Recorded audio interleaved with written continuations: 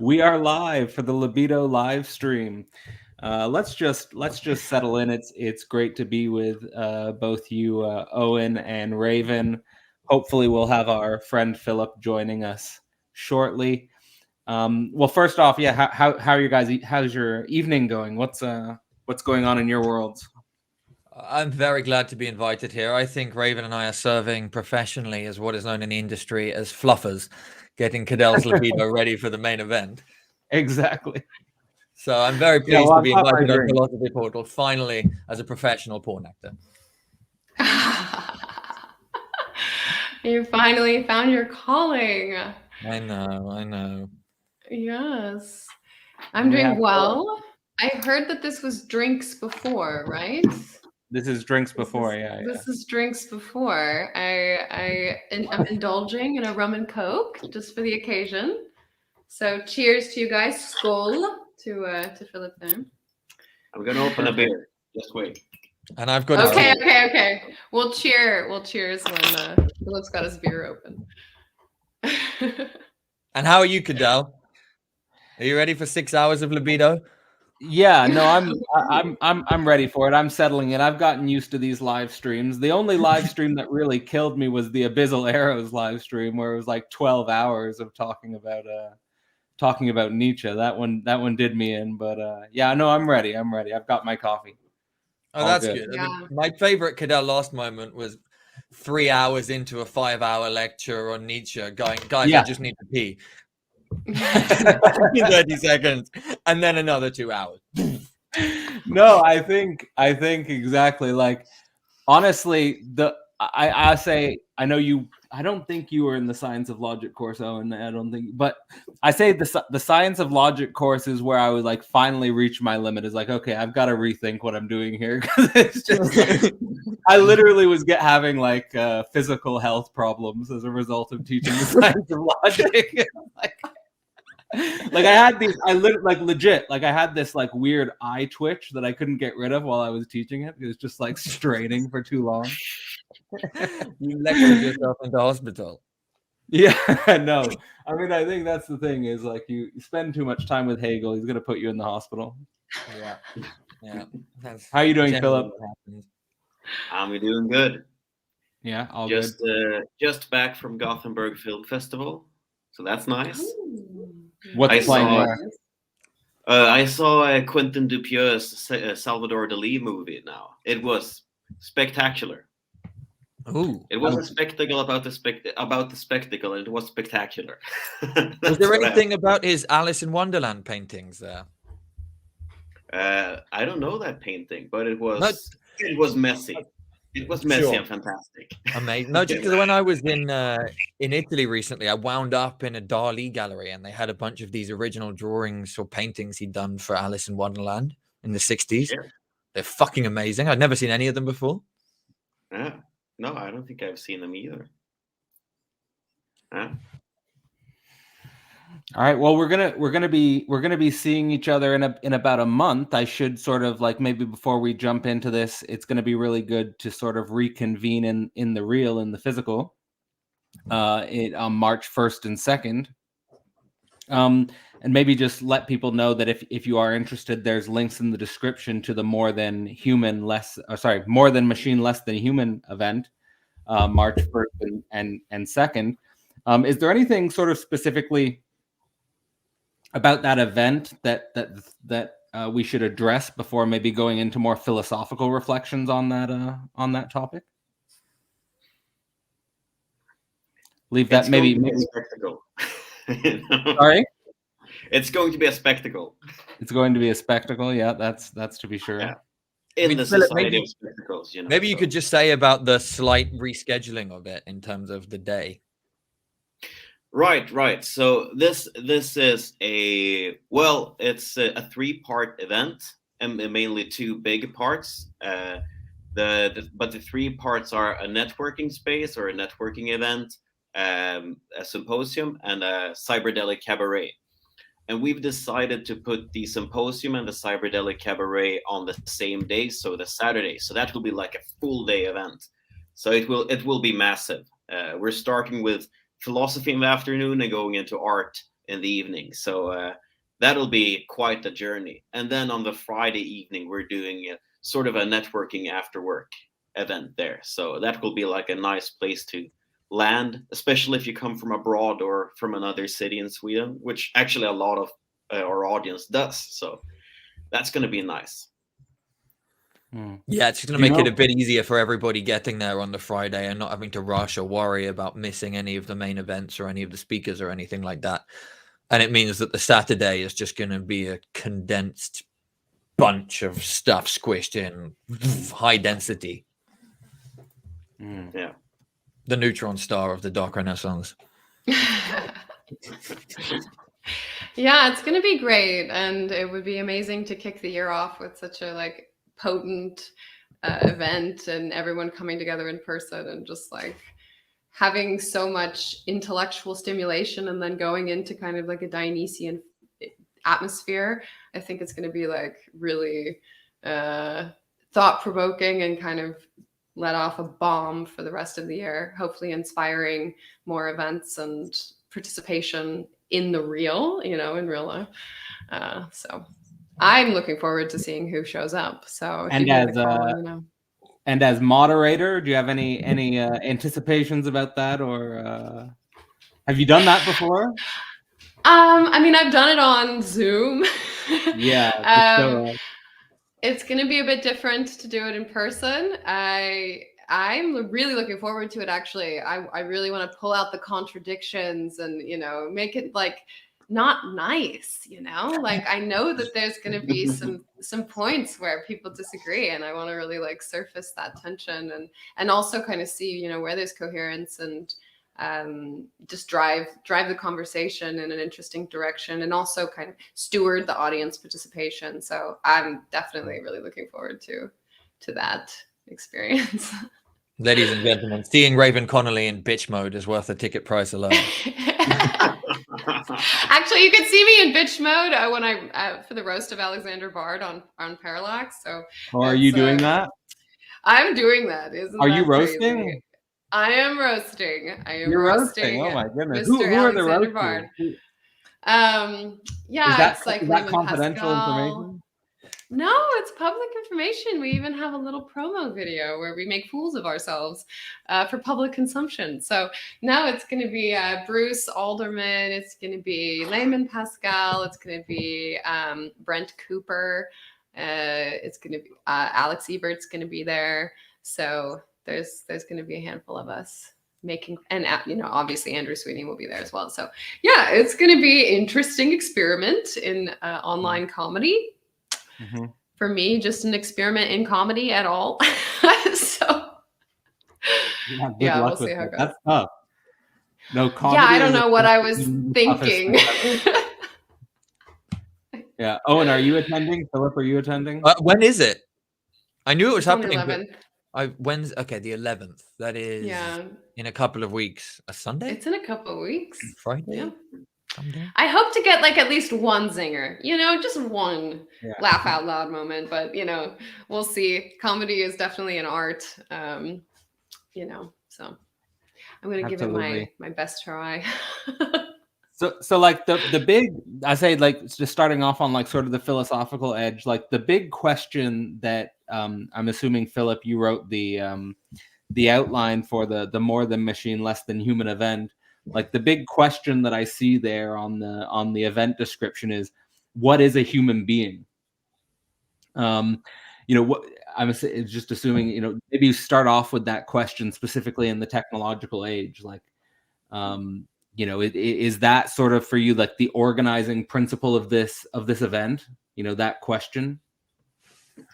I think it's the organizing principle of my entire life, But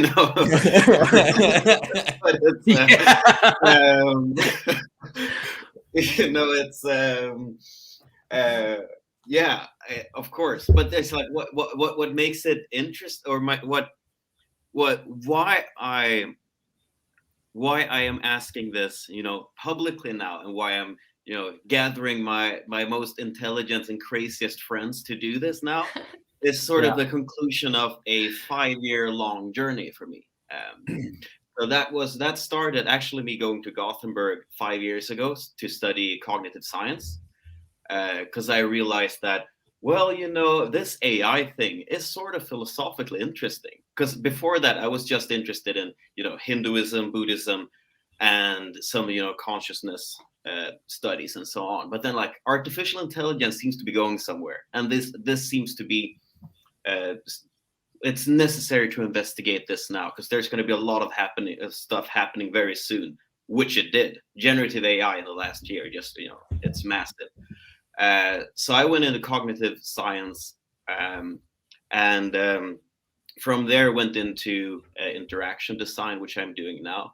So moving from a scientific pursuit to something more artistic, and along the way found companions on this weird journey, and this is going to be some sort of result of that. So yeah, it is. Put it short, it's the organizing principle of everything. What is a human being? Or as I would like to say it now, what is a human becoming? Because there's a lot of stuff we can become now, and a lot of it's not human. So yeah, the human being is a bridge. I mean, yeah, that's well said. I mean, it was sort of a cheap intro question, but yeah, it's absolutely correct. I really relate to sort of your path there in terms of what is a human being sort of a central question throughout. I mean, and you could even say it's the central question of all of philosophy, starting with being.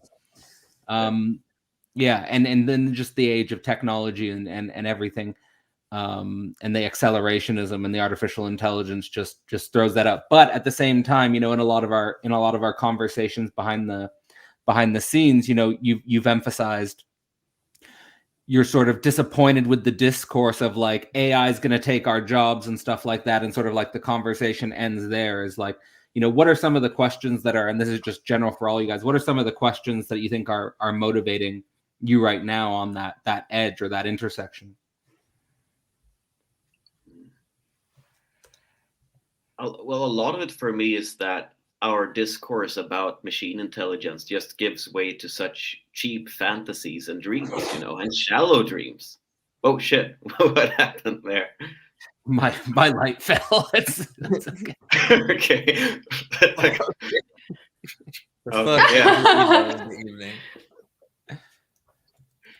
Okay, the machines have said that was their input. No, but I think we can, looking at especially how transhumanists feed our fantasies surrounding machine intelligence, we can do a lot better. And I don't say like I don't have the answers there, but what I want to do is create environments where we can come up with better answers. Dream better dreams and have more interesting fantasies surrounding these emerging technologies. Absolutely. Does that resonate with you guys, Owen and Raven? I know, like, Owen, for you, like the dominant thing that I've sort of sensed from this moment is sort of like the withdrawal from being overwhelmed by technological accelerationism and feeling sort of, like just overwhelmed by the screen economy and everything to do with that, and sort of wanting to sort of, get into the physical more. Where are your thoughts around that? Yeah, I think at the moment I'm coming down very heavily on the human side of the machine and the human. Yeah. And perhaps that's because of fatigue. Perhaps also because when I was first getting into this whole thing, I was reading shit tons of McLuhan. And so I've always been thinking in a McLuhanite way. And I always go on about this riff that McLuhan teaches you to think about the inversions of technologies. So he's saying, what is the unexpected flip that a technology makes? So one example is the mobile phone, the telephone originally, which is invented to extend the voice indefinitely through space. With the telephone, you can speak to anyone, anywhere in the world. But what is it reversed into? A state where we're all sending text messages all the time. And calling someone is actually pretty random and pretty weird. So while everyone's thinking this is an extension of the voice, no, actually it turns into the complete opposite.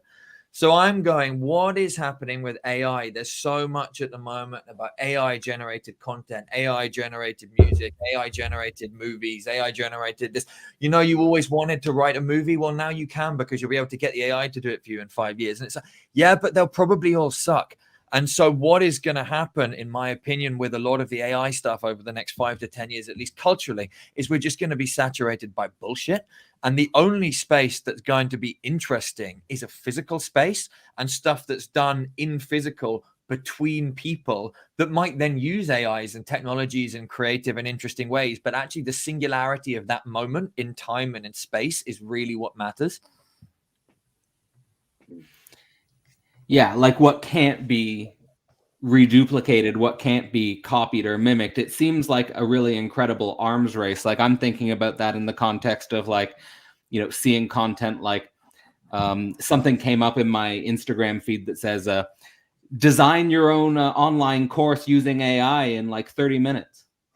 Yeah, I'm just sitting there like, well, I just spent 6 months designing this course on the science of logic. Maybe it's like, but what is going to happen with that? You know, it's mad. You know, and you just come back down to the singularity, the unrepeatability of sort of being a human being. What do you think, Raven? Yeah, I mean, I think it's there's definitely a path, which seems like the most likely one, that we're going to lose the internet. You know, the internet as it is today, where there's, you know, there's a lot of mid content on the internet. You know, anybody who's kind of traversed into other pockets of Twitter or, you know, has gone into any other little subcultures can see that there's quite a lot of shit out there. But at this point, you know, it's human shit, right? And there's some, you know, there's something like there's some quality to it that at least it represents some sort of version of the human experience that we can then kind of contemplate in all of its enormous ignorance and horror. But the fact of it is, there are these pockets, you know, and there are places where you can find such joy and expansion and connection and really appreciate the kind of content and you know, the art of being a shit poster, the art of, you know, having some sort of incredible dynamic with your audience or whatever it is. And I think those types of things are definitely going to get drowned out by like a lot of mimicry, you know, and copycat behavior and AIs driving algorithms and attention. And it's going to be even more polluted than it already is today. So where that will take our types of subcultures, people who are authentically kind of invested in the type of digital infrastructure that we have to create a hyper-connected, like, global society, where will we go? Will it be back to just email? You know, will it be something like Urbit? I don't know, but you know, these are the kinds of things that we're going to have to think about, right? With AI kind of competing for the attention landscape and the digital territory that people right now are the most dominant figures in, people, not AI, but that will begin to change. And I think Owen's also, you know, right to really point out the significance of the kind of dialectical process of, you know, immersing ourselves in this online environment, the novelty, the capacity to kind of expand ourselves and to witness, you know, things beyond our imagination and be both like horrified and also inspired by them. That like edge has been saturated for many people, and so then it's, you know, if you have the kind of basically strength of character to like peel yourself away from the screen and actually interact with a real human being, that's where the edge that's what the edge turns into. It's like, okay, what are these digitalized kind of hybrid human creatures of like a technologically advanced era? What do they do when they're all in place, you know, with a bunch of interesting toys to play with? What kind of art do they create? What kind of stories do they create? And I think that that's actually a lot of what we're trying to play around with in our event, right? How do we take people who are technophilic? We're interested in the enhancements and capacities of technology, but also the other kind of psychoactive things that we have in our environments. Like we have Carl who's coming, and he's obviously done a lot of psychonaut work. And I mean, you could say that even just being a person who's interested in ideas is a kind of process of engaging with manipulation of your own consciousness, right? So we're talking about consciousness altering kind of processes that extend ourselves into some sort of state of becoming that we can't predict initially, and doing that in person adds a whole all of these like unconscious dimensions come into play, the bodily dimensions, the things that we can't actually consciously model when we're in the experiences, and we don't even have the capacity to understand in hindsight, but we have the embedded memory and the embedded experience, the imprint of that within us, and that becomes part of our being and our becoming as we continue on through our lives, So I think playing around with also the creation of a network that has this kind of threads that press into each other of the digital and the bonding and the imprinting of the physical experience. And I mean, that's the frontier, right? Yeah, I mean, it's definitely something that you can't, again, it's some like getting together in the physical and building events like this is really the only thing you can do, I think, to, both remain authentically invested in these hyper-connected networks, which are global, and sort of escape escape sort of the being reduced to an algorithm or being reduced to something that can be easily replaced by an artificial intelligence in who knows how long. I'm just trying to think here about this intersection that I think the event as a whole captures, like sort of the intersection between philosophy, art, and religion, and playing at that intersection. Do you guys have any ideas in your planning or your design about how to bring out those three elements in the reel, like how to bring out those three elements sort of on the stage or the setup of the event as such? Yeah, so we have two obvious parts here. The symposium is, of course, philosophy, and the cabaret is art. And I think the effect of the entire experience, well, we aim for it to be a religious experience. And what I mean by that is that it's a reconnecting experience. So the internet, both as a metaphor and organize like way of organizing this, and also aesthetically, is going to be really important for this event. Because that's the weird thing about being on the internet, where I think the physical is the necessary step you have to pass through here, is that you're connected but you're not, and you're connected with the images. And sometimes there's nothing behind these images, and with all this generative AI stuff coming out, that is the case a lot of the time, and it's going to be increasingly more like that. So what I think we're going to be doing a lot moving forward is a lot of talking in code and basically shit testing people to see who's been there physical and like can follow our code basically. And I think you can see that to a large extent already in digital communications in our scenes, so to speak. So yeah, that's what So the connection element is sort of the whole thing. The religio is the connection element that sort of is the whole thing, but not embodied in any specific aspect of the event. No, I wouldn't say so. We will, of course, have religious, the symbolism and stuff like that. But we say the Dark Renaissance productions. We're doing symposium, cabaret, and church. And church will have to wait for a bit later this year, I think. So. Yeah, and religion's a big. That's a big shoe to fill, I think that just beginning with what I like to call kind of high concept hedonism, right? It's like finding some sort of vertical container for expressing different layers of like symbolic artistic expression. And for us here, we are going into the hyperhuman. We are talking about the frontiers of AI. We're talking about different frames and lenses for extending ourselves in this era of technological acceleration and advancement.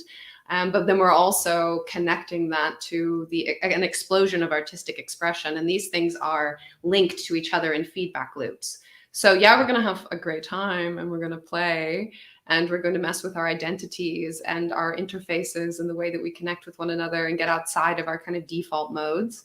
But it's not going to be like a purely hedonistic, dissociated kind of pleasure-seeking event. Like there's actually there is real concepts that are driving the way that we're organizing things. And there's a reason why we wanted the symposium before the party. And like, there's a logic to how these things are unfolding. And we're not going to give it all away, obviously, because the concepts on paper is just not as interesting as actually experiencing it. So if you come, you're going to see. And that's the thing. There's like two different kinds of internet culture, I would say. There's there's more than that, but let's just use this dichotomy, which is there's building a culture on the internet. Yeah. And then there's people who show with glimpses and little winks and nods the cool things that they're doing in real life on the internet. And we're moving into the second one. We're doing cool things in real life. Look at what we're doing. You could be here. Absolutely. If you follow the call. Yeah. I love that. And I love that triad of the Dark Renaissance, the symposium, the cabaret, and the church. Whose idea was that? And how do you guys, maybe Owen, how do you understand the relationship between those three things? Well, it's funny. I'm actually going to be giving a talk on precisely this triad at Rachel Hayer-Wyer's salon on Saturday, which I haven't written yet. So this will be an interesting first go at it. It came from reading Dion Fortune, the early 20th century British occultist who was part of the Golden Dawn and seems to be, from what I've read and heard from people saying, probably second in terms of stature and influence to Aleister Crowley. Everybody's heard of Aleister Crowley. Dion Fortune, more underground, but prolific writer, seems to have been fucking brilliant. Incidentally, absolute powerhouse of a woman, was organizing stuff in both the world wars, basically saw herself as equal to any man she came across. But just this passage, this tiny little passage, almost a passing comment in her book, The Mystical Kabbalah, saying that what remains of the ancient ceremonial religions in the West can be found in these three places: church, masonry, and the producers of cabaret. The church, she thought, meaning the Christian church, had held on to how to come together to worship God. The masonry had held on to how to come together to worship men. And the producers of cabaret had come together to hold how to worship women. Now, I don't think we need to be so essentialist with these sexual categories, because you can certainly have a fraternity, or rather a society, that contains men and women, but which is devoted to secret, deep, esoteric, spiritual, or philosophical, or whatever kind of practices. You can certainly have a cabaret experience which features women, but also features men. For example, men doing drag, or for example, men doing comedy, or playing the piano and singing songs or whatever. And then you can still have church or congregation, which is a public space for actually everybody in the community, not just the ones who are part of the esoteric networks, and not just the ones who want to go to the nightclub and the cabaret, but for everybody to come together and feel as if they're participating in this thing. And it's quite interesting to just intuitively map that onto religion, philosophy, and art, and say, the church seems to signify the religion, the masonry or the fraternity, or indeed the symposium, a closed but tight thing of people who are working deeply on certain ideas, can signify the philosophy, and the cabaret can signify the art. Interesting. So basically, and I want to connect this to sort of what Philip was saying about the symposium is the philosophy, the cabaret is the art, and then religion is what connects. It seems to be what you're saying, sort of philosophy is more the masculine activity, art is more the feminine activity, and then religion is what connects them both together into God, or something like that. Yeah, potentially. I mean, I don't know if the masculine and the feminine binary completely works. So that's the part with Dion that I'm less convinced with. I think she was a little bit of a product of Victorian Britain. I think there's certainly, if you try and do philosophy without any feminine, you end up with sterile formalism. And if you try and do art without any masculinity, you just end up with everybody congratulating each other on trauma dumping in front of a crowd. Which I've seen. It's ugly. It is. Yeah, no. And so, I mean, it has to be some sort of less binary understanding of this, but you know, it is interesting that at least from what you're saying, the masonry was dedicated to worship of men and the cabaret dedicated to worship of women. How does that go into, like, you know, how you're thinking about the cabaret side of this event, or does it? Well, you mean as like the gender binary, or how? Yeah, I guess like the sexuation aspect. Oh, well, the symposium is all men talking, and the cabaret, we have a lot of women on the team, you know. That's one way to put it, you know. But well, yeah, I don't know really what to say there, but sure, like, but maybe then, like, another way to think about that is modern art is usually under heavy criticism all the time, or we say like the modern institutions of art, that, you know, it has run its course, it's just rehashing the same script over and over, like after Duchamp, nothing new happened, basically. But when you actually look at when you fuse art with technology, so for example, what you can call new media art and stuff like that, that's when modern art gets really interesting. Like almost everything is interesting, and a lot of it's really good. So that is, you know, our modern art scene, really. Like the other stuff, you know, painting, sculpture, and all that, that's just conservation of old art forms. Like the real art is when technology meets an artistic inclination or something like that. So that is like the marriage between those polarities again, but with technology. And we're of course going to dabble in that as well in this event. You know, it's not going to be a early 20th century cabaret, that's for sure, you know.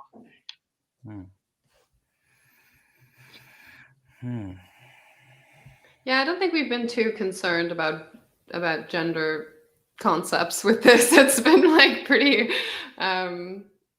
you know, we've been focused on like different lenses for how to build the event. And I think the biggest like dichotomy that we're working with is like the machine and the human. And then obviously they kind of like link together with the title, the more the machine, less than human. There's a way that they like stitch into each other, but also have some sort of dance. Yeah, so that's, I think maybe we'll have some sort of retrospective that'll give us some sense of like, oh, this was like the feminine, or this was the masculine, but it hasn't really been a major conceptual frame, I think, that we've been using. It makes me think, actually, like in regards to, like, you know, the distinction of man and woman not being central, but the distinction of human and machine being central is like also, you know, in the age of technological acceleration, in the age of artificial intelligence, there is at the same time so much gender confusion. It's like, it's almost like, you know what I mean? Like it's almost like we get like the machine challenges the machine fundamentally challenges our notion of sexual difference or something like that. Like it fundamentally confuses what we thought were clear categories. Yeah, well, you know, when you make machine intelligence, you actually make you make something that can be rational and can do randomness, and human beings can do neither of them. So, and that's been like the humanist model of you know, what makes a human being unique. And then we find out that, oh shit, we're quite different. So then we're, you know, back in our bodies again and exploring that. So it doesn't seem weird that, you know, sex is coming back in a way, you know.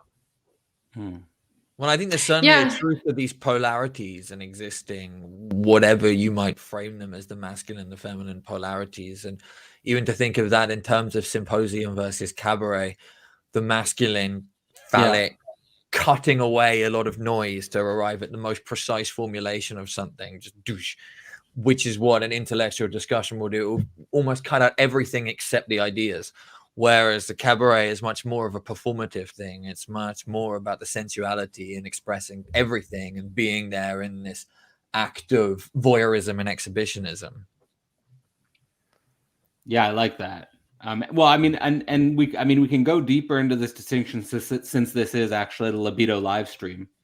So we can. Oh yes, Well, we're surrounded by exactly. Totally. Raven, is there something you wanted to add or throw in there? Yeah, I mean, I guess like the thing about the, even the symposium, right? Like there's going to be a pathos. There's going to be a opportunity for the speakers to work with the emotional dimension of the crowd, because we are going to be bodies like all unified in a confined space and spatially arranged to kind of have our attention flowing in a certain direction. And there's all sorts of ways in which speakers not only appeal to kind of like the dissociated rational aspects of the human audience, but also play with the kind of the power dynamics and surprise and shock and flattery, or humor. Like there's all sorts of very human qualities to the rhetorical dimensions that you can end up with in a symposium. And of course, when you read the artifacts that we have from like Plato and the speeches that great philosophers have made in history, we're getting the symbolic representation of those things, but we can kind of imagine them as people in place and orating, and not only appealing to the minds of the people around them, but also speaking into the heart and the groin and the gut, to kind of bring forth the power of their arguments. And that's also going to be a really interesting thing to see. I'll just pick Daniel as an example. Like Daniel's a really incredible orator. You can just put a microphone in front of him and you can just go off. But it'll be really amazing to see him in a context where, okay, he's there with a real audience, to kind of appeal to. To make it the Fraga space. Yeah, exactly. And that's going to be really exciting to see. Yeah, Fraga can just go, man. Fraga can just go. He's a force of nature. Fucking go. And I think all of our speakers actually they obviously have their own personalities in the way that they represent themselves and their ideas. But it becomes so much more palpable, in the room when somebody says something, like when someone says something kind of offensive, heart rates are going to go up. And people are going to feel it, sweat's going to bead down on people's faces, whatever it is. And the same thing goes for like the cabaret, right? But that's actually, it's a more of an overt appeal to the pathos, to emotions. But then there will also be hidden dynamics in that. And that's where the mastery comes in of the artist. It's like, you don't want it to be so obvious that you're playing with people's internal worlds. You don't want them to know necessarily there's this information asymmetry with any kind of performance. And that's definitely something that you'll feel in the experience, is like, oh, this is not only something that's meant to appeal to my mind and to my thoughts, but also to appeal to my like embodied experience and the way that I, feel and the way that I associate feeling with certain ideas, right? And we all know that also insight is a kind of feeling. So also we're hoping to provoke like these kind of like synthetic connections and a sense of novelty. That's not only an appeal to the symbolic representations that we have in our minds, but also like all the way down into the feeling centers of our bodies. So yeah, and I guess that's why I feel like in any kind of performance, and I think Owen's speaking to this, and is like there's a feminine and a masculine element, like if you want to use those terms, there's always these, like in any masterful performance, you have both of these elements inside of it when you can look at it. I think so. I think it's super important. I think I think we can think about them as masculine and feminine. We can think about them as an interplay. But what was coming to my mind with this distinction of like the symposium is like the precise cutting and the performative in the cabaret is like, I remember back to my first exposure to grad school at the University of Toronto.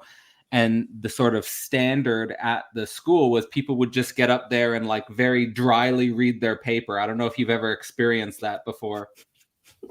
It's just like, yeah, it's just like the worst 20 minutes you could ever experience. Is like, you know, just reading like the text, just like very blandly. It's like there's just no performativity at all. Like there's no thought to the performativity at all. And I think it's so, yeah, it's just dead. It's just dead. There's no life there. And I think like also even thinking about like philosophy in the aesthetic background of a conventional university is like not very appealing, you know, like, so I'm just really excited I'm really excited that there's going to be a lot of attention played to the whole space, and also thinking not just about the content, but the performative dimension of things.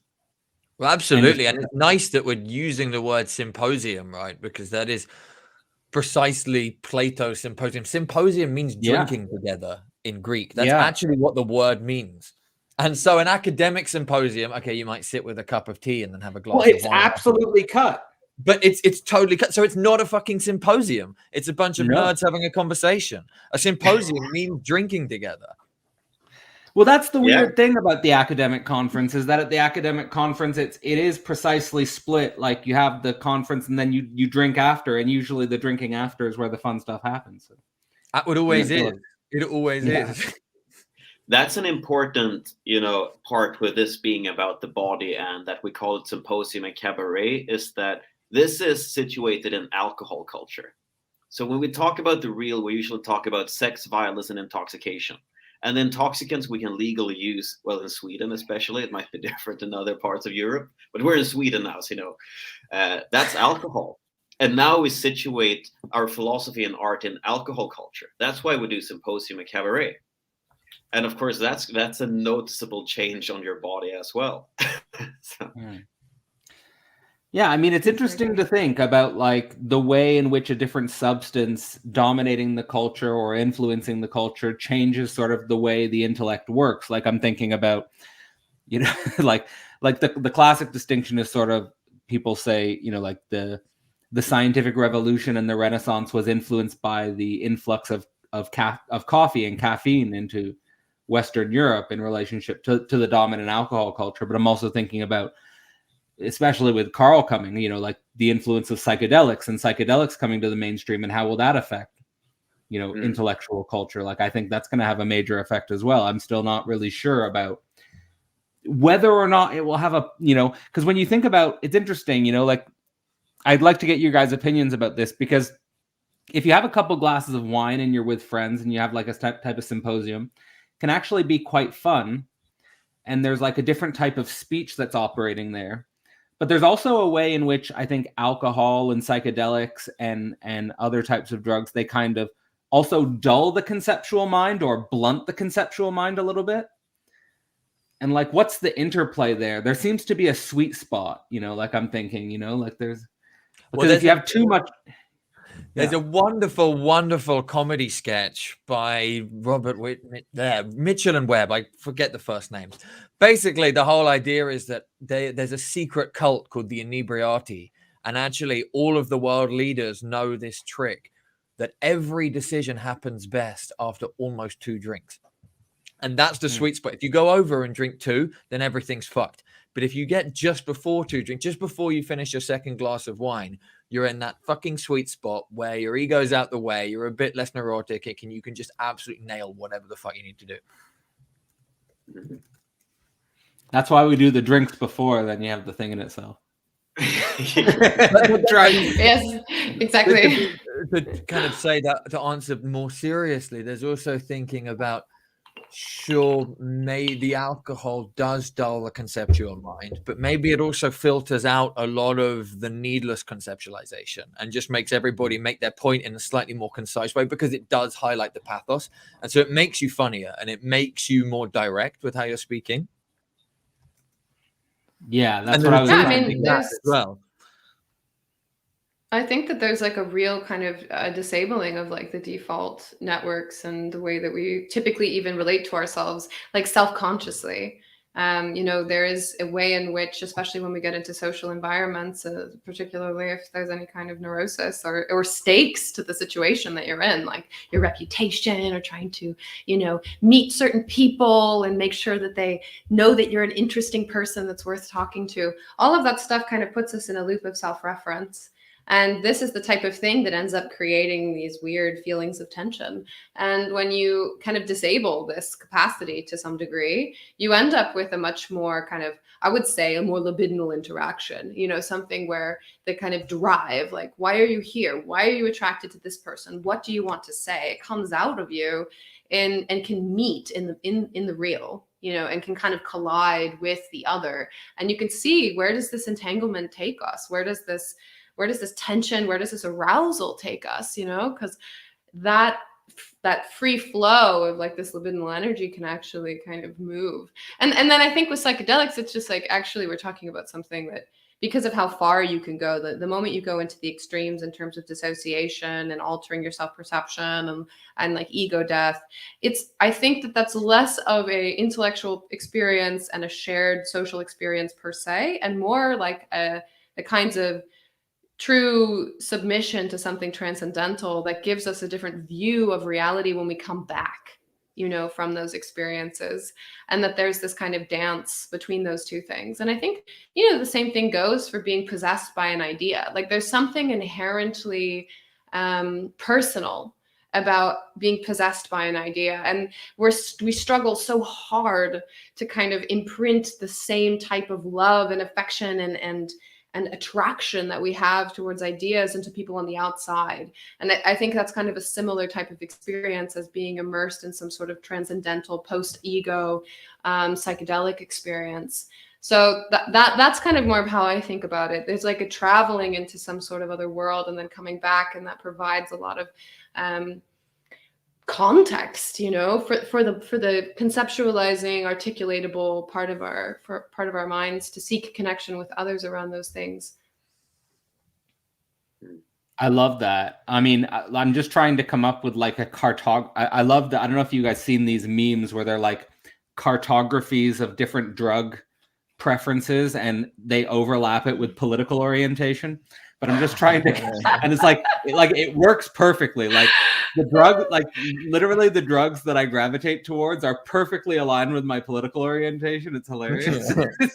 Oh man. I'm just trying to think of this in regards to psychedelics, alcohol, and let's say caffeine. And in regards to the categories we were using with religion, art, and philosophy. I think like the psychedelic would be the religio. Like in regards to what you were saying, Raven, like, you know, it's that moment of a ego death, and it's not really an intellectual experience or a shared social experience. It's more like submission to something transcendental. Exactly. Yeah. Right. And then, you know, for me, I went full caffeine as soon as I became an academic, because it just puts you right in your head. I can just hammer out concepts and like do a 3-hour exam or like a 3-hour test or something like that. And then, yeah, the alcohol is totally, it creates a more libidinal atmosphere for the mind. I think it creates that more artistic, performative aspect of things. Filip or Owen, I'm not sure. You guys both seem like you might want to say something. Well, I was thinking, you know, how does one really change your mind? You know, when does someone change your mind? How does that happen? And I'm gravitating more towards that. You can't really change your mind, but your mind is just the reaction to your body. So you got to change the body,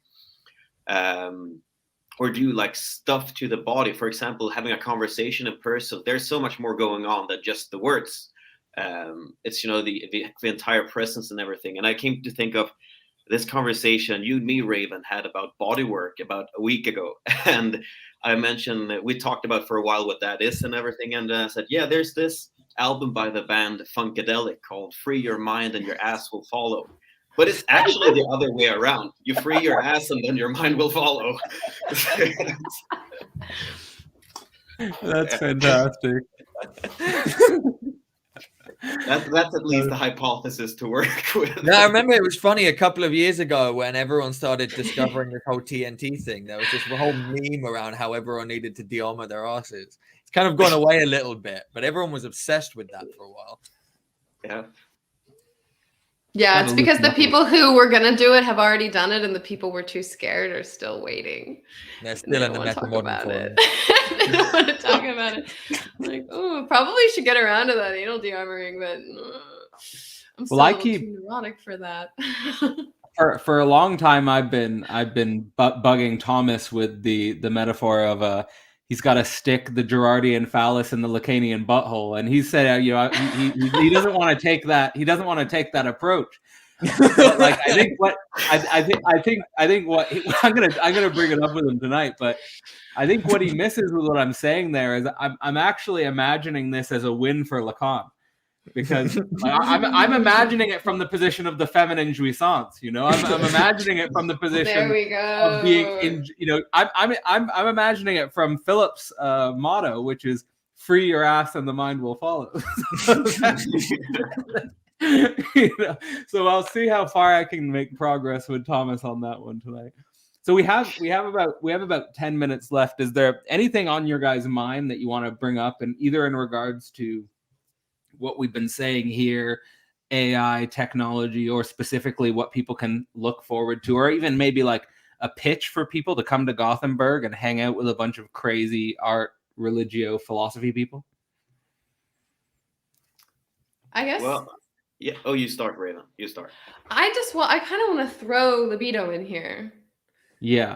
As another like dimension, because if we think about like the libidinal kind of drives of all of us, like, you know, I think Filip in particular, like your like kind of libidinal drive is like huge part of what's created this event. Same with David, and then Owen, and then myself, right? We have this libidinal investment in this, and then the work of all of the speakers, and then we have the attraction and the draw of all the people who decide to come, and it's all going to centralize, you know, like what's the effect of like all of this libidinal energy being like unified into one moment, one space, like one kind of continuous experience. That's there we go. The horned beast comes out. So I wanted to also put that in the picture for the guys, like if they're gonna answer, like to think about that. This is our libidos are gonna be turned on, and then also just like the imprint of that for the rest of the year, of kind of getting the engines going, you know. Yeah, before anyone else comments, I just want to say like the effect for me of taking the time to actually get together, whether it's like at a retreat or whether it's at an event or whether it's just hanging out in the same city as you guys, is like it's just massively fun. You know, like there's just a type of fun that you can have just being around each other that is just impossible to have through the virtual. But I mean, it's great to come and, you know, crack some jokes and discuss some philosophical concepts online, but it's like just being together in the same place. There's just something ineffable and awesome about it, and yeah, I'm looking forward to it.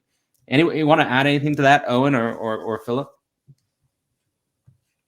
Well, what I would just like to say is that we talked about, you know, how hard it can be to get involved in these networks and all the talking and code and shit testing and everything. You know, it's like how it can be sort of out of reach in these networks. Well, this is actually a rare opportunity to engage with us, you know, physically, directly. Something to, that I don't think we've done anything like this, like public in this way before. So this is like, it's going to be a very interesting experiment. It's quite a limited capacity on the venue here. It's not a huge event. It's quite small, and I think all the early bird tickets are sold out now, if I'm not mistaken. So, you know, tickets are. Get your tickets. That's what I'm saying. Get your tickets. Of the people who are most people coming from Sweden, or do we have any international? Do we have any international representation? Oh, there's plenty of international. Oh, yeah. Fantastic! Yeah. Very cool. Yeah. Also, a chance to see a lot of like the local Gothenburg arts burner scene is going to be a lot of that. And a Swans concert on Monday, if I'm not. Oh yeah, sure. Swans. That's a reason to go to Gothenburg. You have Wagner Opera on Sunday, then Swans on Monday. So, you know, a big weekend in Gothenburg. Fantastic. Yeah. I'm looking forward to the house. I'm looking forward to what you guys have got planned with these houseboats. Yeah. I don't think I've ever slept on a houseboat before. No. Yeah. It rocks. First time you're gonna be on the Pirate Bay in physical form, you know. So Yeah, I love that you called it the Pirate Bay. I suppose the only thing that's on my mind, which relates to something we've been talking about the last few days or so, is just about it has the potential to be quite an intense event. It's not going to be a complete fucking sex party orgy psychedelic retreat, but it is going to be intense. And it's like, if you can't handle it, please don't come, because it's just gonna cause disruption on the day. No, I don't know a better way to say this, but there's something in that. It's like there are mentally unwell people, and they might be watching, and it's like, email us if you want to have a talk, if you're kind of concerned about whether it's a good environment for you to come and meet a bunch of high intensity strangers from the internet. Please get in touch. But I don't know if this is landing right or not, but I'm trying to say something. I'm just what's coming to my mind is that the type of person that would say, I'm going to send an email and sort of check in and see. Those are probably not the people who are mentally unwell. Like the person who's mentally unwell is not going to send a check-in email. Yeah, well, I'm looking out for the check-in emails. You guys, I'm here for you. No, it is like a legitimate thing. Like maybe that's like a good topic for us to close out on is like that dimension of, you know, when we're doing the virtual thing, again, it's all cool, and coming together in the physical adds like this other deeper layer, and it's super fun, but it also adds like a dangerous dimension for it. Like, and that's sort of like really real. And the dangerous dimension to things is, it's hard to overstate how important it is that we think about it, because bringing it back to like sort of coming into the physical being such a singularity is like, it only takes one really messed up event to ruin everything. You know, and we already sort of got like a small taste of that at the EMG.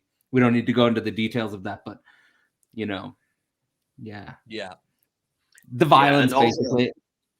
This is fringe, a bit outsider culture-ish, you know. We attract weird people, and some are weird in a good way, and some are weird in a not so good way. So, you know, you always gotta work, and you know, like I've had that stuff happen to me as well. You know, when I was in the black metal scene, I got caught between the extreme right and left in what turned out to be a bloodbath. You know, that's like, yeah, it's like, what the fuck? Yeah, that was. So, you know, but this is a concern of ours as organizers of this thing, and we have systems in place at the event to take care of stuff that arises. You know. It's basically taking that seriously. We reserve the right to remove people if we think they're disruptive or a danger to themselves or other people, which that's a policy of any sort of space, event, club that you go to. That will be enforced. Yeah. Fantastic. So in terms of future maybe, or even just what you guys are working on now, is there anything you're working on now disassociated or not connected necessarily to this event that you'd want to let people know about, or links you'd want to point them towards? And I could all provide them in the description. No real links, but I can say there's a lot of work on hyperhumanism coming up in the coming months. So both theoretical and artistic, probably something happening again in Gothenburg this spring. So be on the lookout for that. I can't say more than that for now, but there's stuff happening. If it's up to Philip, Gothenburg's going to be popping. That's right. Yeah, it's true. Yeah. And Raven, you're in Sweden now, so this is. I am in Sweden. Interesting. Yes, I'm assimilating. I'm becoming a Sounds Swede. horrible. Yeah, exactly. No, it's interesting. Yeah, there's a whole world of like, you know, being a foreigner coming into a new country and like dealing with cultural differences and figuring out all sorts of. I'm sure you've dealt with that as well with, you know, living in France, Cadell, and everything. But just being a goddamn nomad and finally finding a place to settle down. Yeah, that too. Oh my God. Good. Yeah, that's also been a big change. Yeah, and I'm starting a business, you guys. I'm Oh going to my be one of those goodness. people that you can call if you're having issues with intimacy or eroticism. You can just send me Ooh. an email, and I'll do an intake with you, and we can see if I can help you With your Do we libido. have a with your website? libido. Raven Connolly, With libido. your code. libido. I'm your Libido code. coach. Okay, we're leaving with. Is there a website? Is there anything, or is that coming? That stuff's coming right now. It's a little bit Okay. word of mouth situation, so like if you know someone who knows me, they could put in a good word for you. So yeah, my services are open, and I'm taking clients, so get in touch if you need to channel your eroticism in a more conducive way to creativity and joy. Call me. All right. Well, fantastic, guys. Thanks for coming for the drinks before. I'm going to head into the thing in itself, and I really look forward to spending time with you guys in early March. And again, link in the description to anyone who wants to join us in Gothenburg in March 1st, March 2nd. More than machine, less than human. I'm looking forward to your emails, you little psychos. All right. Peace out, guys. Bye. All right. Next up, we've got the thing in itself. I got to get the banner ready so we're completely ready. We got Daniel Garner, we got Sahil, and we got Davide. Are you with us, Davide? I'm not sure if Davide's with us, but I'm excited for this. We got the thing in itself on the Libido live stream. Just welcome, guys. It's been a fantastic first month, I think, with the experiment at the portal, and it's been in large part thanks to the three of you, as well as many other cool people at the portal that make that space what it is. I just sort of say this is a first experiment of a live stream that's really designed to sort of open up a reflective space in terms of what we've been doing behind the scenes at the portal. And we've got Alex Ebert joining us. Welcome, Alex. So let's get it started. Daniel, how are you doing? Let's start off with you. How are you doing, Daniel? I am doing fantastic. I loved the month. I thought the format was outstanding. I loved all the different portals. I loved everyone involved. I loved the subject, and it's wonderful to have the opportunity to speak with everyone today. I think libido is fascinating, and I was really taken what Filip said a little bit ago about how you can't really change minds. You have to change bodies. That was really interesting. So I'm glad to be here. It's great to see everyone. Yeah, I think if we're gonna stay Hello, true is anyone can Filip, hear me? Because I can't hear anyone. You're good, David. We can hear you. Is it a problem on my side or? It might be. We can hear you.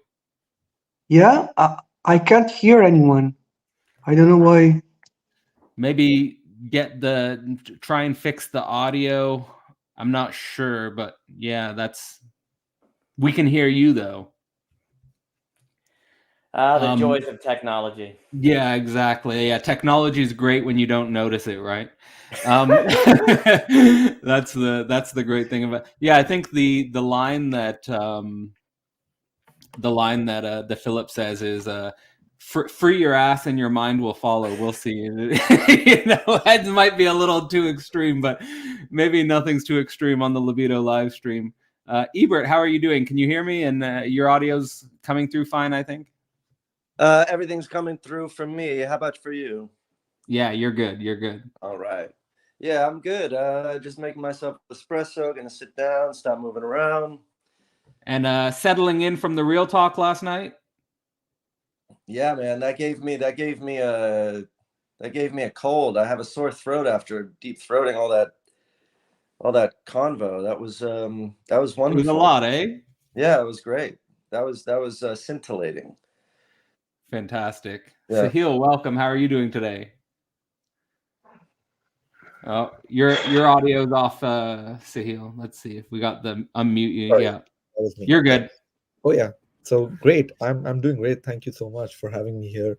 It's been a real pleasure. I've been following Philosophy Portal for a while, and I can see that this is a natural progression to what you have been trying to put together, what you've been trying to question, and what the portal has been, able to achieve over time. So I think this is it feels very homely with what we're trying to think through and now where we're coming together.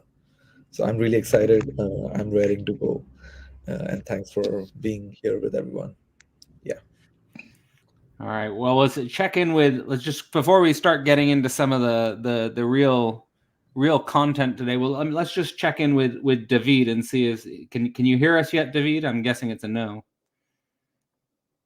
Yeah. Well, hopefully we can figure that out. Well, I've got a bunch of things that I think would be cool for us to talk about, but I want to just sort of first like get a feel from each of you is like, if you could reflect back on the events that you attended this month, what stuck out for you? Maybe Daniel, well, start with you. What is there anything in particular that stuck out for you as an interesting either conversation point or idea that you've been working with either in your books or your blog? No, that's an excellent question, and the real talk was wonderful that Elliot and y'all did. I really enjoyed that, and no, I think libido is this thing that you hear, you think you know what it is, and then you go, well, do I know what it is? It's one of those things that kind of permeates and cultivates every single day of your life. That then when somebody stops and asks you, what exactly is that desire, that libido, that energy, you go, well, I don't know. It's like that centipede using all its legs or different things like that. I think it's very clear that libido entails a certain artfulness. It's something you have, but that doesn't mean you do it well. I think we can think of it as desire, but it seems to have a lot more going on than just mere desire. It is an animating principle of which, to the degree we come to terms with it in a certain way, then the better we'll get at the art of it. And that seems to have something to do with negativity. It has something to do with freedom, because it's interesting, libido, liberty, something about the energy of freedom, but freedom is terrifying. So coming to terms with that freedom.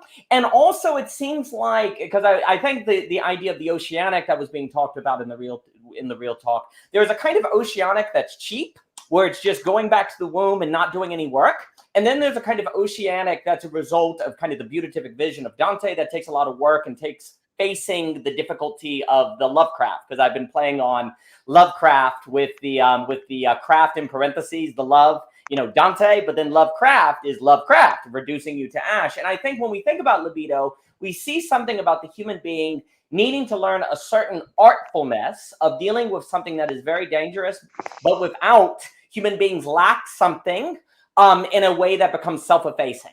And coming to terms with what that libido is, which is having something to do with the ability to relate to other people in a deep and meaningful way, has a certain artfulness to it that we really, really need to think today, especially in light of, say, pluralism, global networks, globalization, diversity, complexity, and so on and so forth. And I think basically we've dealt with the problems of libido for most of history by pushing it off or avoiding it or bracketing it out. And it seems like we really need to take that seriously as opposed to just kind of looking away from it. So some of those thoughts, I think all the presentations help bring that out in different ways. And I really appreciated that. I love that. That's a fantastic sort of conversation starter, actually. I can maybe use that, and we'll sort of, we'll try and source from different areas of the month as we go. But maybe just starting with this idea, I've been thinking about it myself, of this relationship between libido does involve freedom, but there's also something simultaneously and paradoxically terrifying and beautiful about that. And the sort of the difficulties with what you're calling self-effacement when we really confront libido.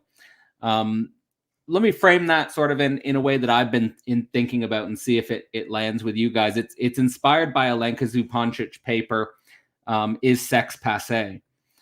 In Alenka's paper, Is Sex Passé? She sort of, and what I appreciate in Alenka's work also is that in Alenka's work, she's bringing the sexual to the political. She's bringing the sexual to the ontological, and emphasizing, I think, that even in the political movements of the left in the 20th century, which are emphasizing sort of sex positivity, here thinking about the countercultural revolutions of the 1960s, up until today, that you would think that these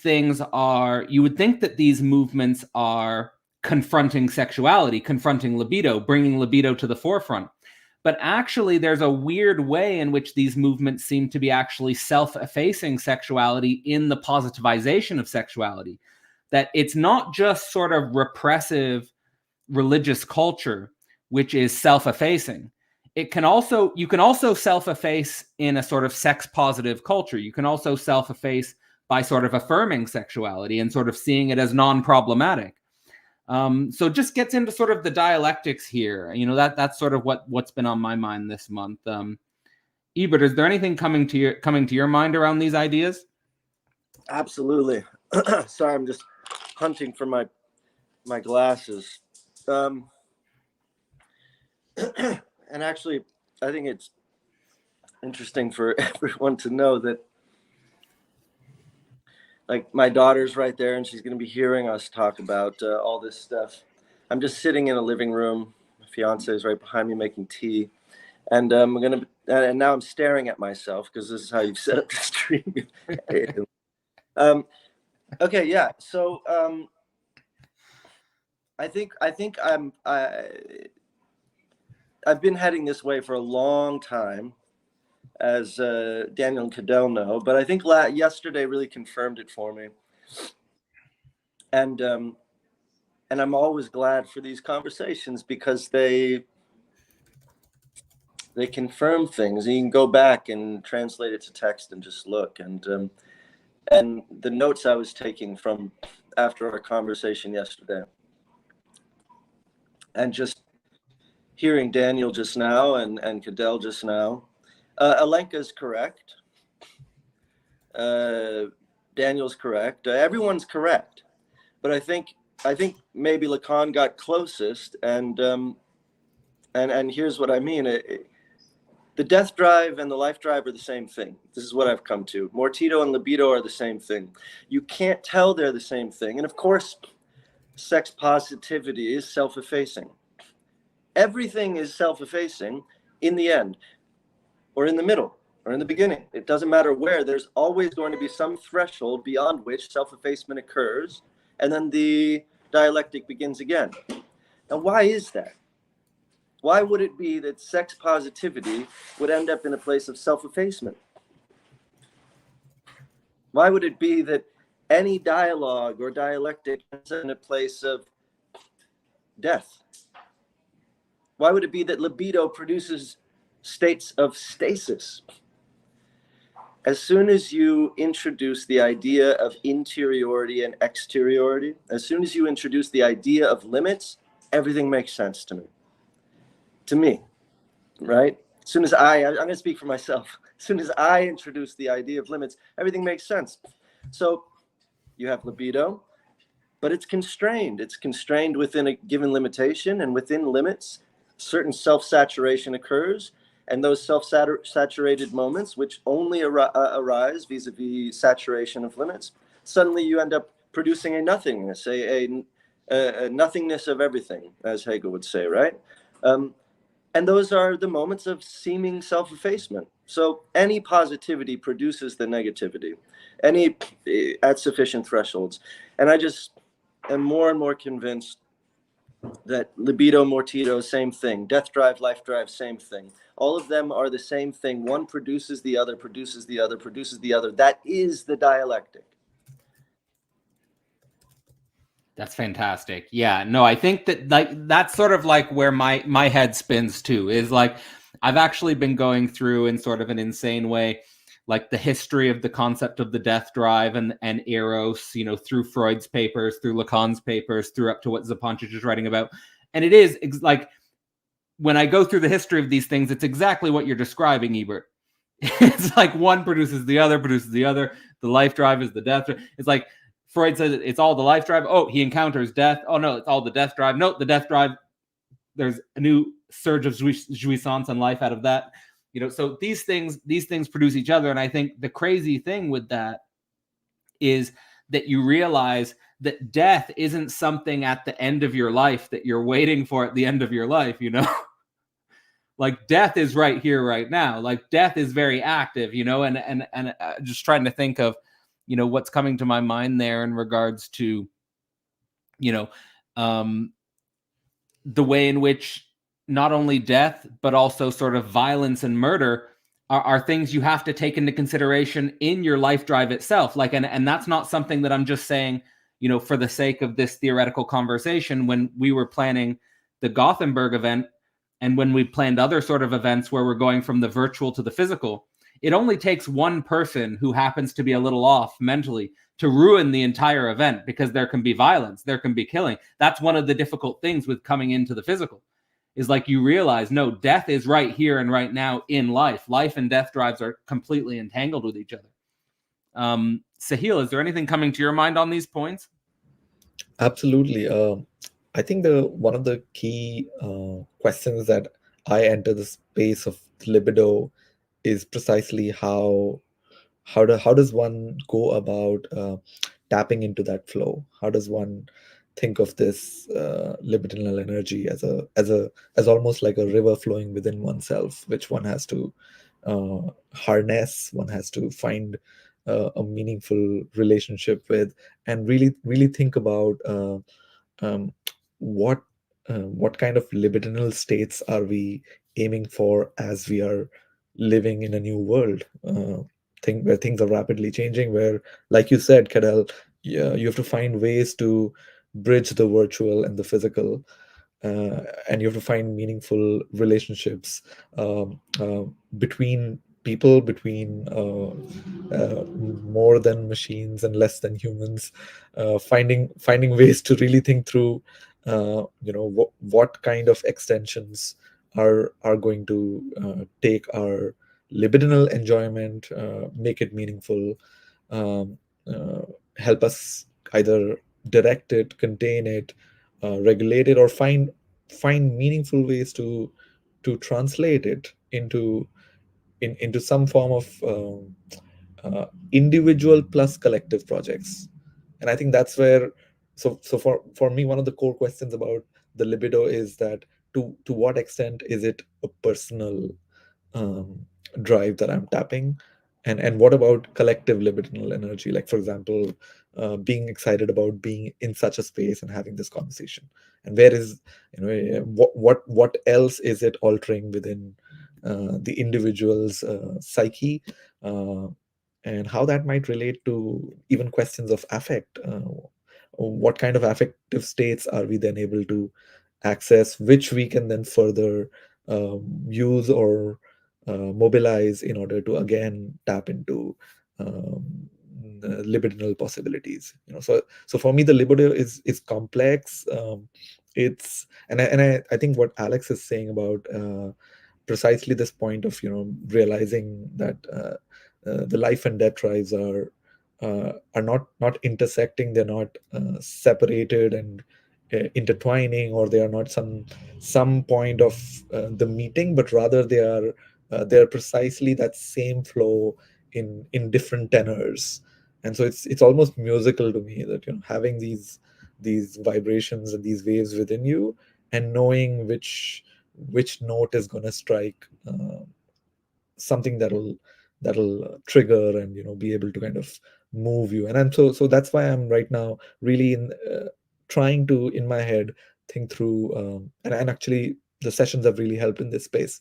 I must say that really to be able to think through this concept of motion, emotion, and how the libido is tapping into that. So I'm really still working with that, and thanks for having these conversations, which have really motivated.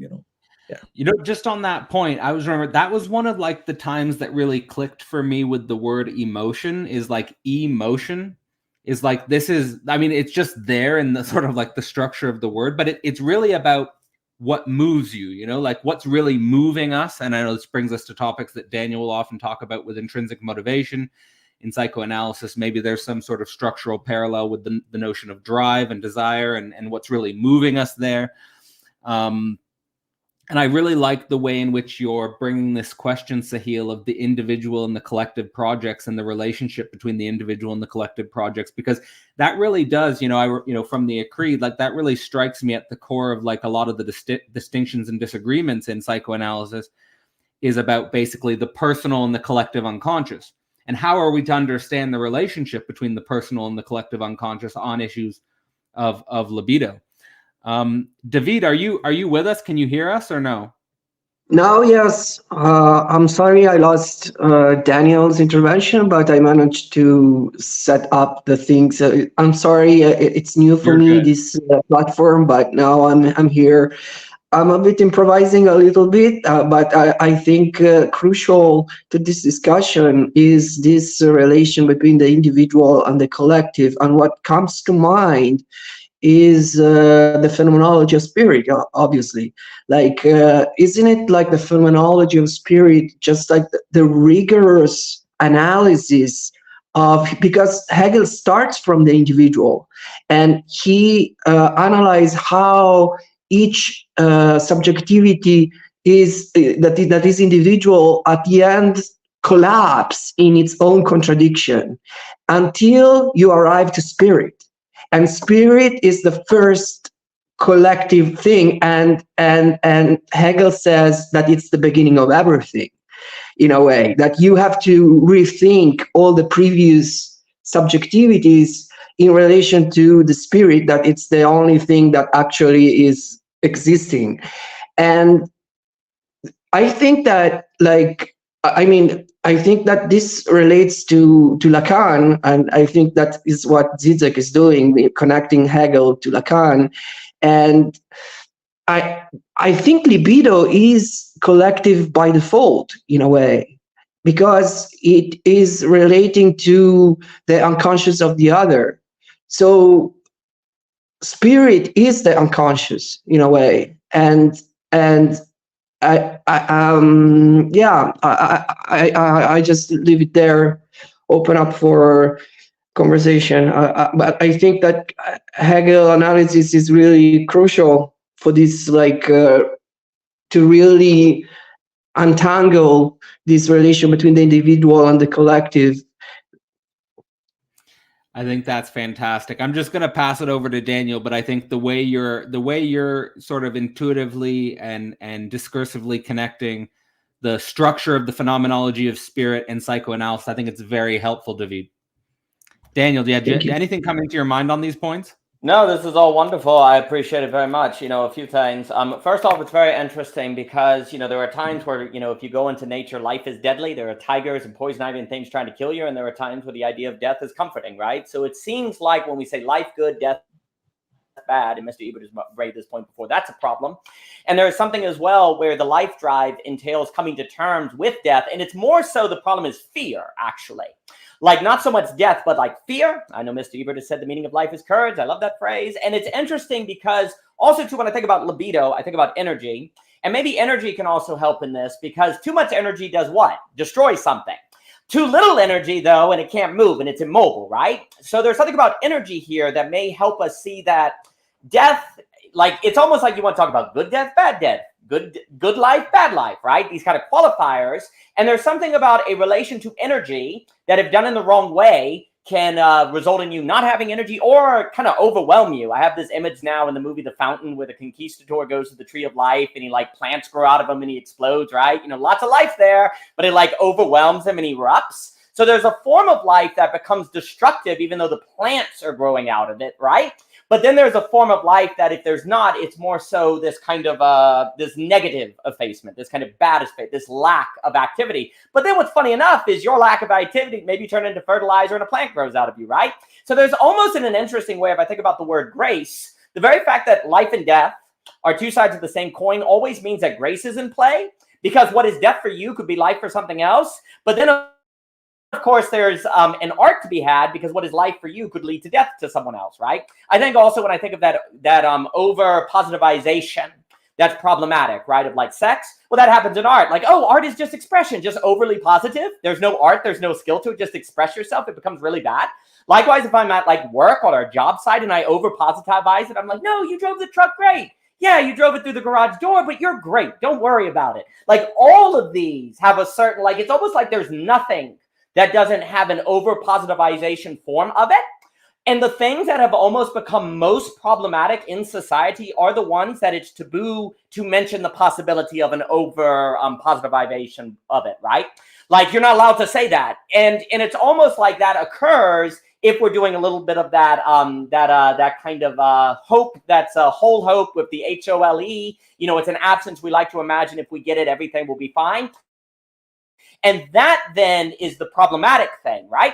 And so you're not allowed to talk about over-positivization because that would make me have to put limits on this thing I'm hoping for that's going to deal with everything. And again, it seems like what's more problematic than death is this hope that is avoidance. So maybe the problem is more so avoidance, because when you're engaging in avoidance in this negative way, you're not learning the arts of this energy that is libido to find it in the right order so that it leads to motion or it doesn't overwhelm the system.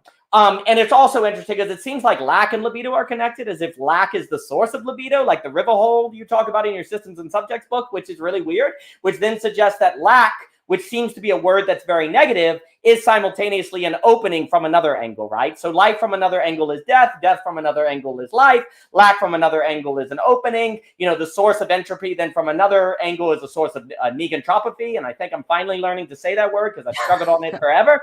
And it's like, then, if this is all the case, if the same subject in different orderings or different orientations has different causal impacts on our life, then a lot has to do with the art of how we relate to that thing, not finding the right subject. Like we tend to think, oh, if there's a problem with life, then I need to find the solution. The revelation of libido seems to be that life is not about finding a solution. You already have the quote unquote a solution. It's just not become an address, to use that language, because you haven't figured out the right way to order it, to relate to it, to time it, to bring it out. And I do think that ultimately is a social phenomenon, because you can't find an address in isolation in deal with libido. That's more of an avoidance of the difficulties and traumas that can come with libido. So those are some thoughts that come to mind. So let me throw out something I've been thinking a lot about lately. See what everyone here is thinking about it, or see if it stimulates something. So I've been thinking about the problems of regulation and sexual energy, basically, because it seems like it's an impossible problem. And one of the problems with the regulation of sexual energy being an impossible problem is that people seem to swing from one extreme to another extreme. Like people either swing to the extreme of sex is entirely negative, or they swing to the other extreme, sex is entirely positive, right? And it's hard to get any middle pathway because sex, of course, arouses the passions. It arouses lust and desire, and people struggle to think within the fires of those emotions. So I just want to give sort of like a context there with a conversation I listened to recently about sex negativity and sex positivity, which was being hosted by some Christian pastors. So in this conversation, they were discussing that the early church fathers thought that sex was entirely negative, meaning, and what I mean by that is that there are these doctrines in the early Christian church that talk about that not only should you just have sex within marriage and that sex is between a husband and a wife, but that any engagement with the act of sexuality is kind of like losing points. Like if you have sex at all, it's kind of like it damages your soul a little bit. So like not only should you get married, but you should also only have sex within marriage for procreation. And even that is kind of a little bit of taking a hit on your soul journey. Right. So like I think that's as far sex negative as you can go. And then if you go further than that, then you're going into basically monk mode. Right. And now there's a lot of different spiritual traditions that do go monk mode. Right. Like, and you just go totally monk mode and you're totally celibate and you're totally abstinent. Now, the other end of things is just, basically the neoliberal dating ecology. Like in the neoliberal dating ecology, it's just like, well, sex is not problematic at all. And we can treat sex like going to a movie, or we can treat sex like any other activity. And sex is not distinct from any of these other activities. They're all just positive experiences, right? And that's like taking it to a whole other end of the spectrum. So like those are, to me, like the two furthest ends of the spectrum. And then one of the pastors, and then I'll pass it on, he was sort of saying, you know, the default middle road strategy for a lot of 20th century Christianity was saying, basically to young guys, is like, you know, I know you have all these emotions, I know you have all this sexual energy, but just get it into marriage, and then you can have as much sex as you like. And I actually remember talking to a lot of Christians when I was growing up who told me exactly that. They're like, no, we're not sex negative. Just get it into marriage and have as much fun as you like. It's like, so is that like, you know, I'm just trying to think about how do we approach regulation and conversations about regulation with these far ends of the spectrum? Is there any, Ebert, is anything coming to your mind on this? Yeah, a couple of things. So, first of all, I'm just going to keep bringing it back to membranes, I guess. But I also want to talk about the oceanic feeling and tie this all together. So, energetic exchange, energetic efficiency, homeostasis, the necessity of death in producing life, et cetera, dynamism and all these things. Cancers are cells that refuse to die. We understand the importance of death in regeneration, and we understand regeneration to imply dynamism, and we understand dynamism to imply vitality, and so we understand the role of death in life. But I really want to just focus on two things: stasis and equilibrium.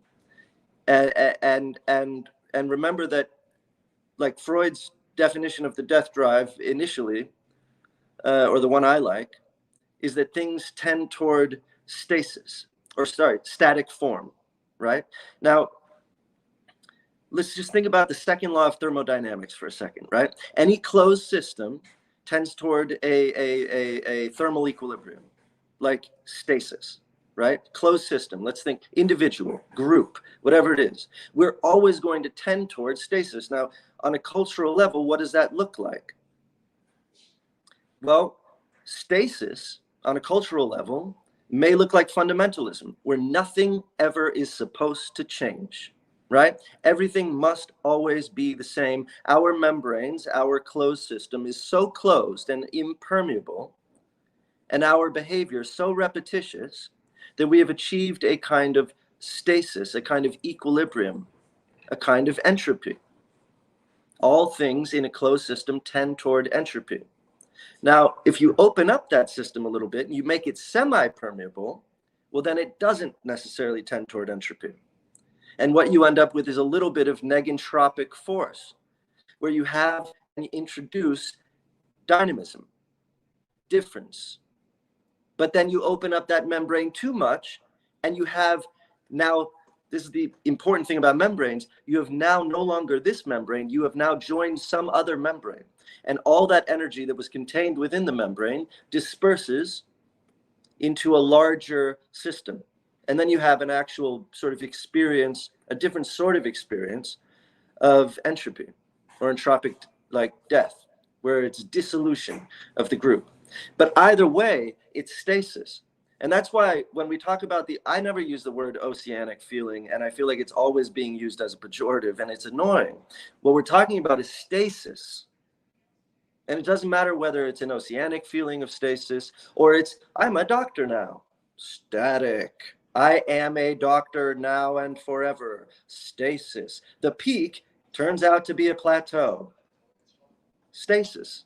That is a kind of death. That is a death of dynamism. So when I say that the life drive produces death, I mean it in every variation.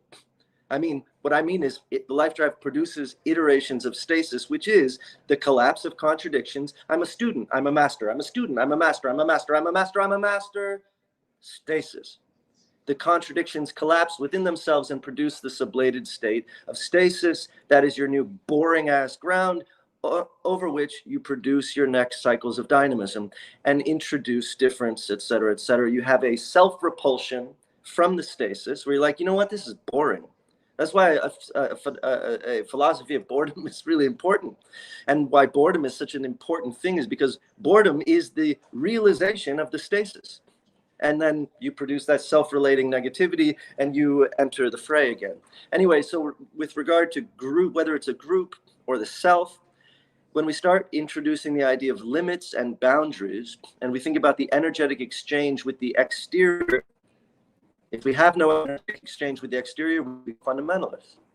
And we have an internal stasis, a sameness, which is a kind of death, but it's also a kind of preservation, an annihilation and a preservation at once, which is what? Sublation, right? Now, if you're going to stay there, then you never change. And I don't know, you stay in the sublated state, you're dead, like dead. So you have to have some semi-permeability. And I think it's really important that y'all are bringing up this energetic exchange. There's a balance of semi-permeable energetic exchange that is required to produce the sensations of vitality and dynamism.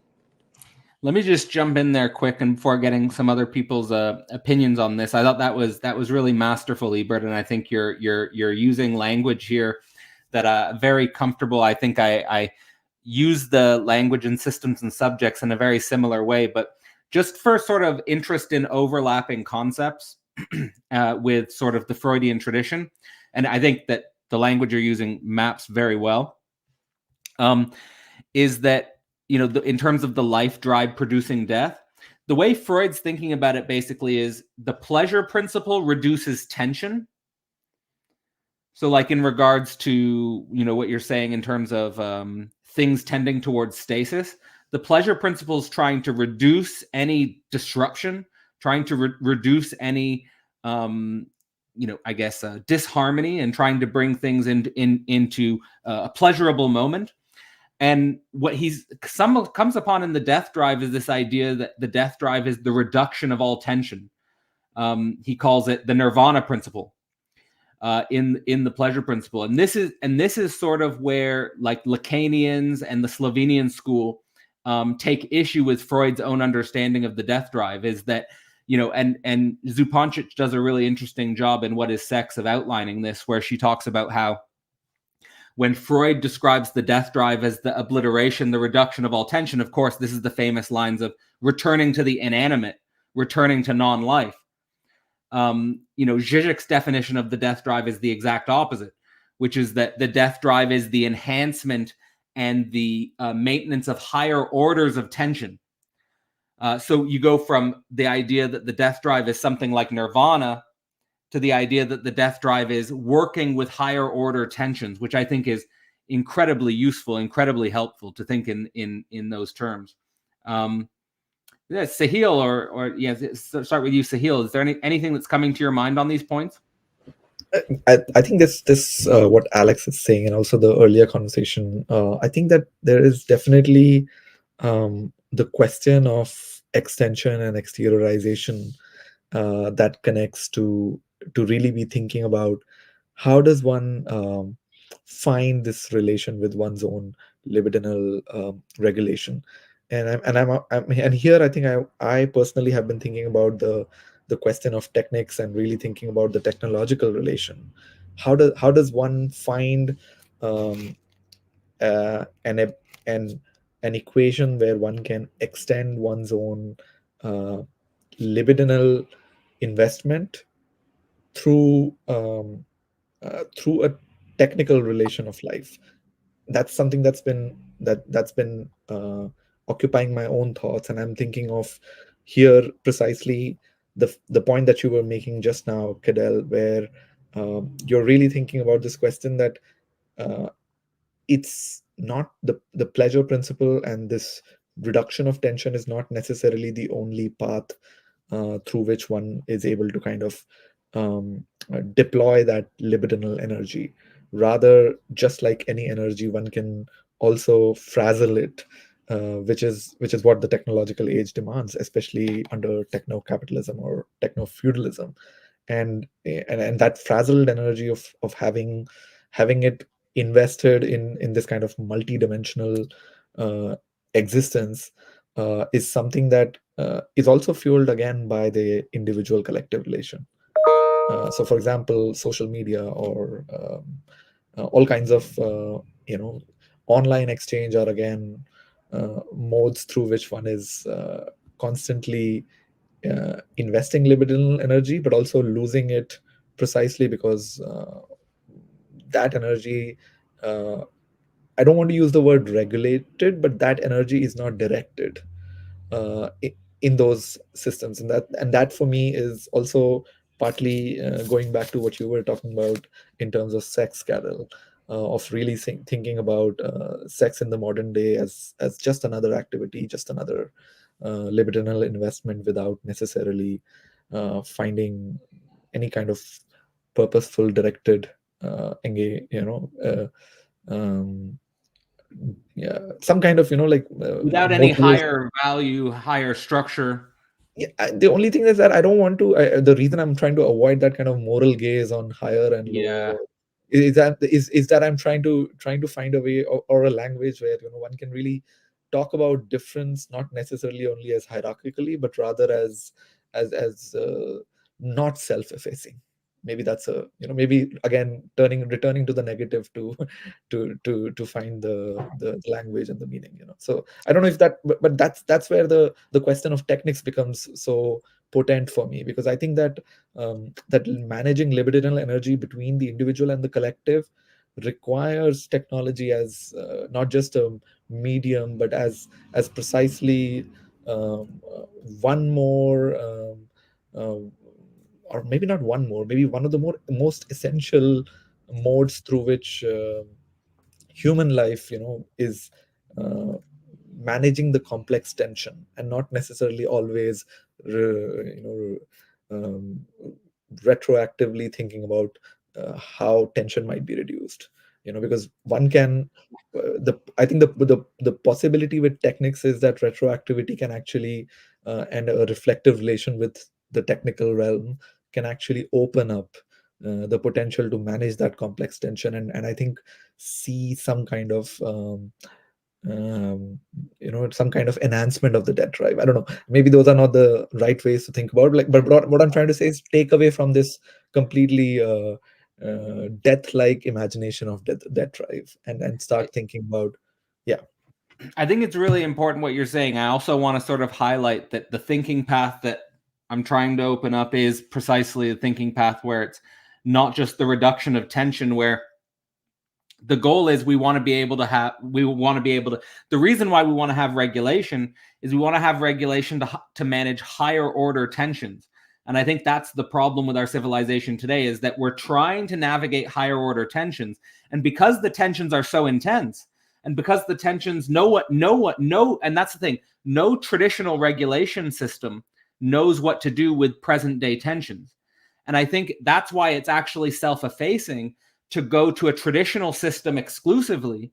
Traditional systems are going to be a part of the mix, but traditional systems are never going to have the complete answer to all of the tensions that are going on today, because there are new tensions being produced by a new technological landscape, which no traditional system had any contact with. So I think that's where we get into, that's where we basically need philosophy, I think. And that's where I guess that's what I would see the role of the portal. Davide, do you want to jump in here? I'm guessing you have lots of thoughts here. No, it's very interesting, this topic about the relation between libido and technology. And I totally agree with you that the angle through which the Zizekian school and the Ljubljana school is taking on the death drive is totally right what you're saying, like that it's completely, that they are criticizing a lot Freud because they are saying that like he's too Buddhist in a way, that for him death drive is just like the reaching of nirvana. Zizek and the Zupančič angle on this is completely opposite, and they are saying instead that the death drive is an excess. And so then it becomes important how you deal with this excess and control it. And so I think that at this point it's very important, the discourse about the technology. And if I can, I'm improvising here, like I'm just like free associating, but like I can talk about my personal experience with how I deal with the libido.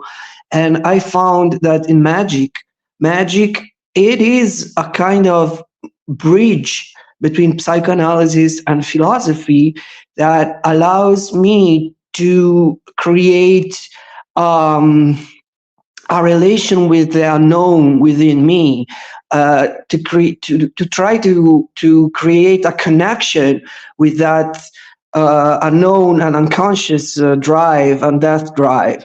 And through spiritual practices, meditations, and like masturbation and sexual techniques, like I open up like a space where I can deal creatively and artistically with this kind of energy.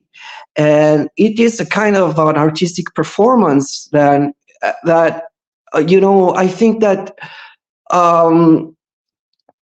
like there is something in Zupancic's book, What is Sex, that really resonates with what I'm saying, with what I'm trying to say, which is like that sexuality is this like force that displaces you. It's not your identity. It's not what you are. It's what you are not. Mostly, it is like it's like a disorienting factor, and it poses you in front of the unconscious of the other, and so like it is like I don't know, like I found it like that this is very connected with Aleister Crowley's teachings about that's why like Aleister Crowley magic is with a K, because it's sexual magic. And I think that the connection between true will, which is like a pillar of Thelema religious practices, is connected with the fact that sexuality is a disorienting factor. And so it's not you find there your identity, but you lose your identity and you manage to create like a bridge to what is unknown within you. So just to sum up, it's strange because like I don't remember his name, but the one that was talking about technology, it relates to social media, Tinder, and all these platforms. I think that, and what I am saying is like, I am referring to a very ancient tradition, but I think it's becoming so actual as an antidote, like a kind of a medicine for like fighting back these kind of technologies that are based on identities. Instead, these traditions are like, I think they are very actual in a way, as an alternative to deal with libido. And I think that these platforms and technology and social medias are very linked to the pleasure principle, and instead sexual magic is really dealing with jouissance and with this excess of libido, and how and you create sigil symbols, and you're visualizing when you are having an orgasm, you are projecting and manifesting what you want to happen in your life. And it's just like a totally different way. And what strikes me is that these practices are so ancient, but at the same time so actual. In a way, we are living in such a primitive society, almost archaic, and that's one of the reasons why these things are so actual. That was fantastic, David. I also want to sort of formally welcome Yuri to our live stream. Welcome, Yuri. Cheers. Yeah, I'm not sure if there's anyone who has something immediately they want to respond to David. Otherwise, we'll bring in Yuri. Daniel or Ebert, is there something you guys want to contribute to that? Yeah, Daniel, jump at it, Daniel.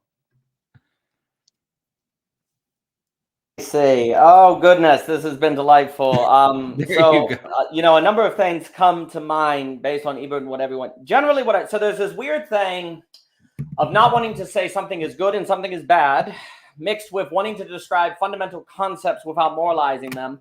But then at the same time, if I find a certain stasis in a state of saying only Christians are good and everyone else is bad, then that doesn't seem good, right? Now I get my relief, because if I say all humans I should interact with, or I can't assume that people that are non-Christian are bad, well, that creates a tension because I have to relate to them, right?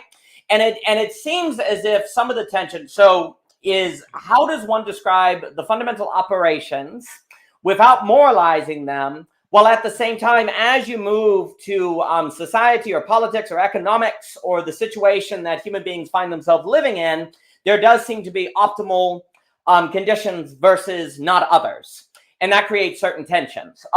There also seems to be a difference between, like, we see nature operates according to like life and death, and it seems nonsensical to talk about nature without life and death, always together, informing one another, relating to one another, and making nature possible. But then there seems something different about the human being that is living according to an abstraction that is not real, by which they are avoiding the other, or they are avoiding coming to terms with themselves. So there's almost like you want to say that there's, if to give very general categories, it would seem like nature is life and death, and you need both. And if you demonize death, that's very problematic. But then there's something about when you get into the realm of mind, you start talking about an abstraction that is helping you avoid others, or that are helping you avoid the real. That seems to be like, I'll make a distinction in my work between self-effacement, which is the desiring an abstraction that isn't actual, that then leads to a certain disordering of the human being in problematic ways.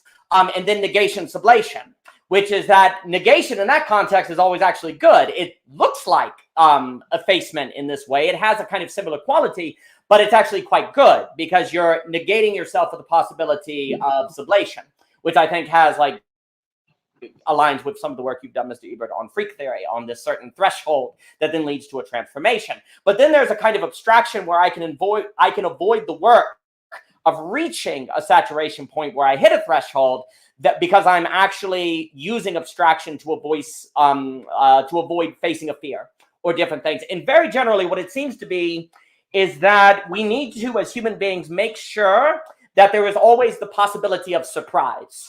Like, that seems to be a problem. Like, we need to make sure we can always be surprised. And yet, because that keeps the dynamism going, right? But we can use technology to kind of control our environment, to control everything that's going on so that we can't be surprised. But if we can't be surprised, we can't be encountered by the other in a way that is beyond our fantasies. We can't encounter the real in a manner to see that we have courage.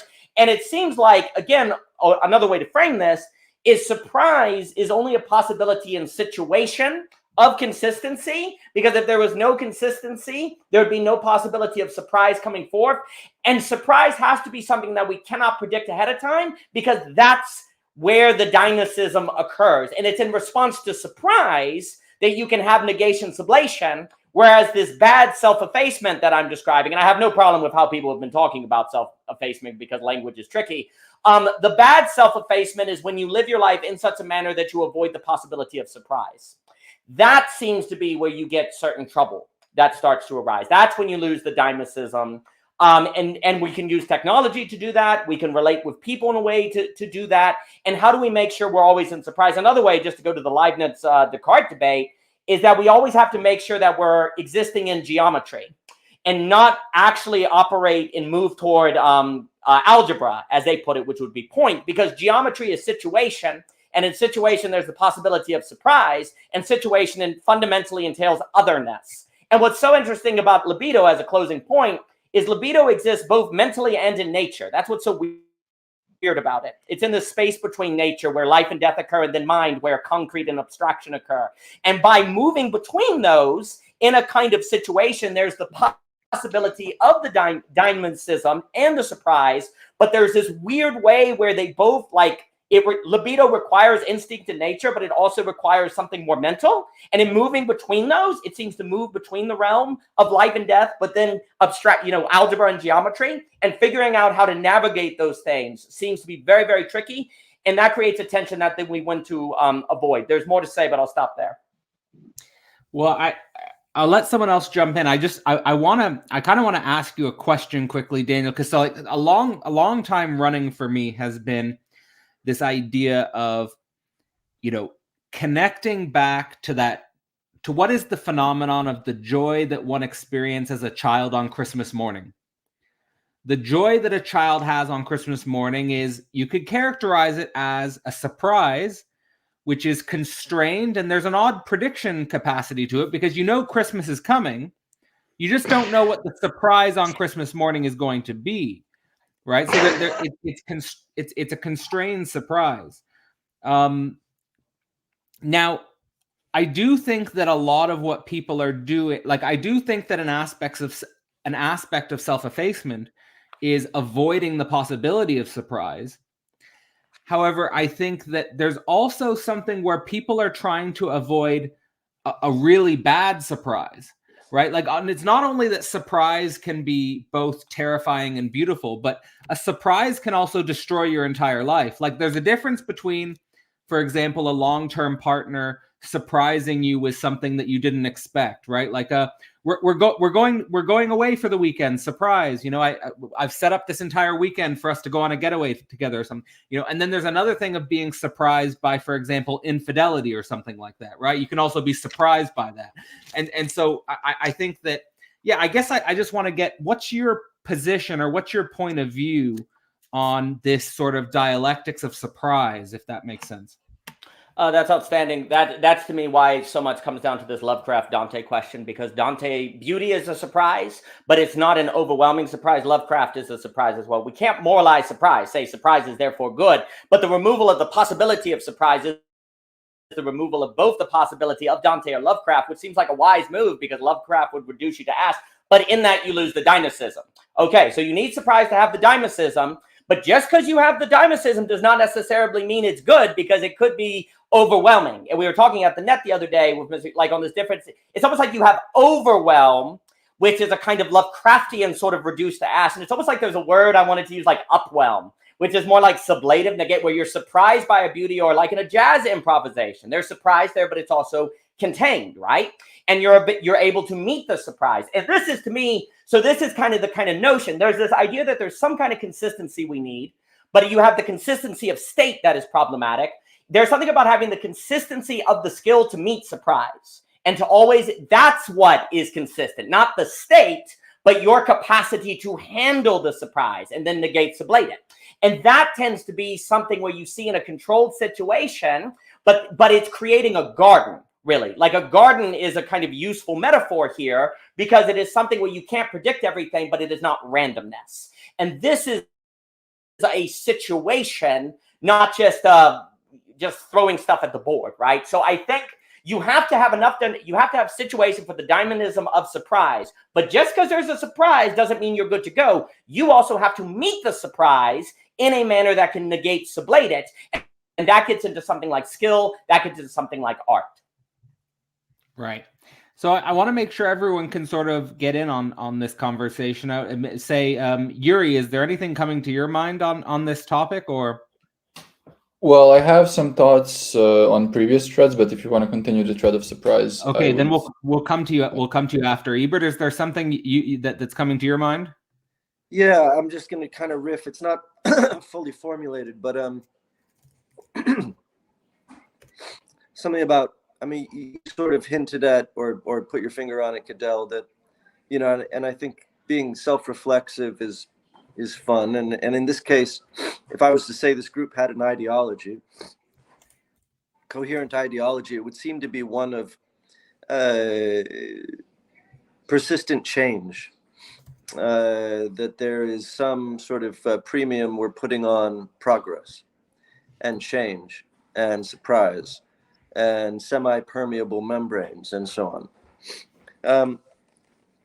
But I want to bring to our attention that depending on orders of magnitude of the perspective, in order for surprise to occur at all, or for difference to even be present, one's reality and environment must be comprised almost entirely of fundamental particularities. So in other words, at the level of country, let's say, the United States at the moment is highly dynamic, actually. Why? Because it's got subcomponents which are highly fundamental. Subcomponents which have been highly fundamentalized, highly tribalized, right? You have woke versus MAGA. And each one of those, if you're now, you zoom in and the order of magnitude is greater, and the perspective is within either one of those camps, then you have a fundamentalized perspective, which is non-dynamical. But you zoom out, and thanks to the fundamentalism of each one of those camps, you have suddenly high dynamism. And there's something about that that is important. I'll just sort of leave that there, but I want to add one more thing, which is when it comes to energy preservation and the automatism that the very mind seems to be predicated on, the turning of the riding of a bicycle into an automatic activity, where we prize things like it has become second nature, where mastery is almost described or defined by the ability to engage in whatever mastered activity without thinking. I'm using language like I'm most in the zone. I come out of some of my little speeches and I'm like, whoa, I wasn't even there. That shit was automatic, right? And there's something about automatism that is the highest state of cognitive function. Now, automatism, again, is a kind of fundamentalism where you're, phenomenologically speaking, where you're no longer in a deliberative state about what state you're in. You're just in the state you're in. There's a certain quality to automatic. There's a similarity between automatism and stasis, phenomenologically speaking. Both sort of remove the subject and the deliberative capacity of consciousness and put you in a state of unconscious behavior. Now, if the mind is designed to put us in a state of like the most optimized state of cognitive function is automatism, because it's energy preservational, by the way, like I don't want to constantly have to relearn the bike, right? The whole point is to learn it to the point where there's a threshold beyond which it's automatic, so that I can preserve my fucking cognitive functions for other shit. And the best way to interact with the world is to interact with it so fluidly, I'm no longer thinking about every little thing I'm doing and what is a cup and what is orange juice. So that's a kind of fundamentalism where you're no longer thinking about it. And if the mind is designed that way for energy preservational reasons, I'd like to just throw it to the group that maybe our ideology is a bit Western and maybe suffers from its own inability to self-reflect on maybe the whole reason that for instance the United States, MAGA woke, are retribalizing is in reflex to the equanimity that progressivism developed, which was we're all equal, and then progressivism itself reacted to its own development of that stasis as, you know what, never mind. You're white and you can never get rid of your whiteness. You're black and you're always going to be black, and good for you. And you're queer, and we'll create many subdivisions and retribalize, because that is a negentropic development out of the entropy and the dissipation and equanimity that was developed by progressivism in the first place.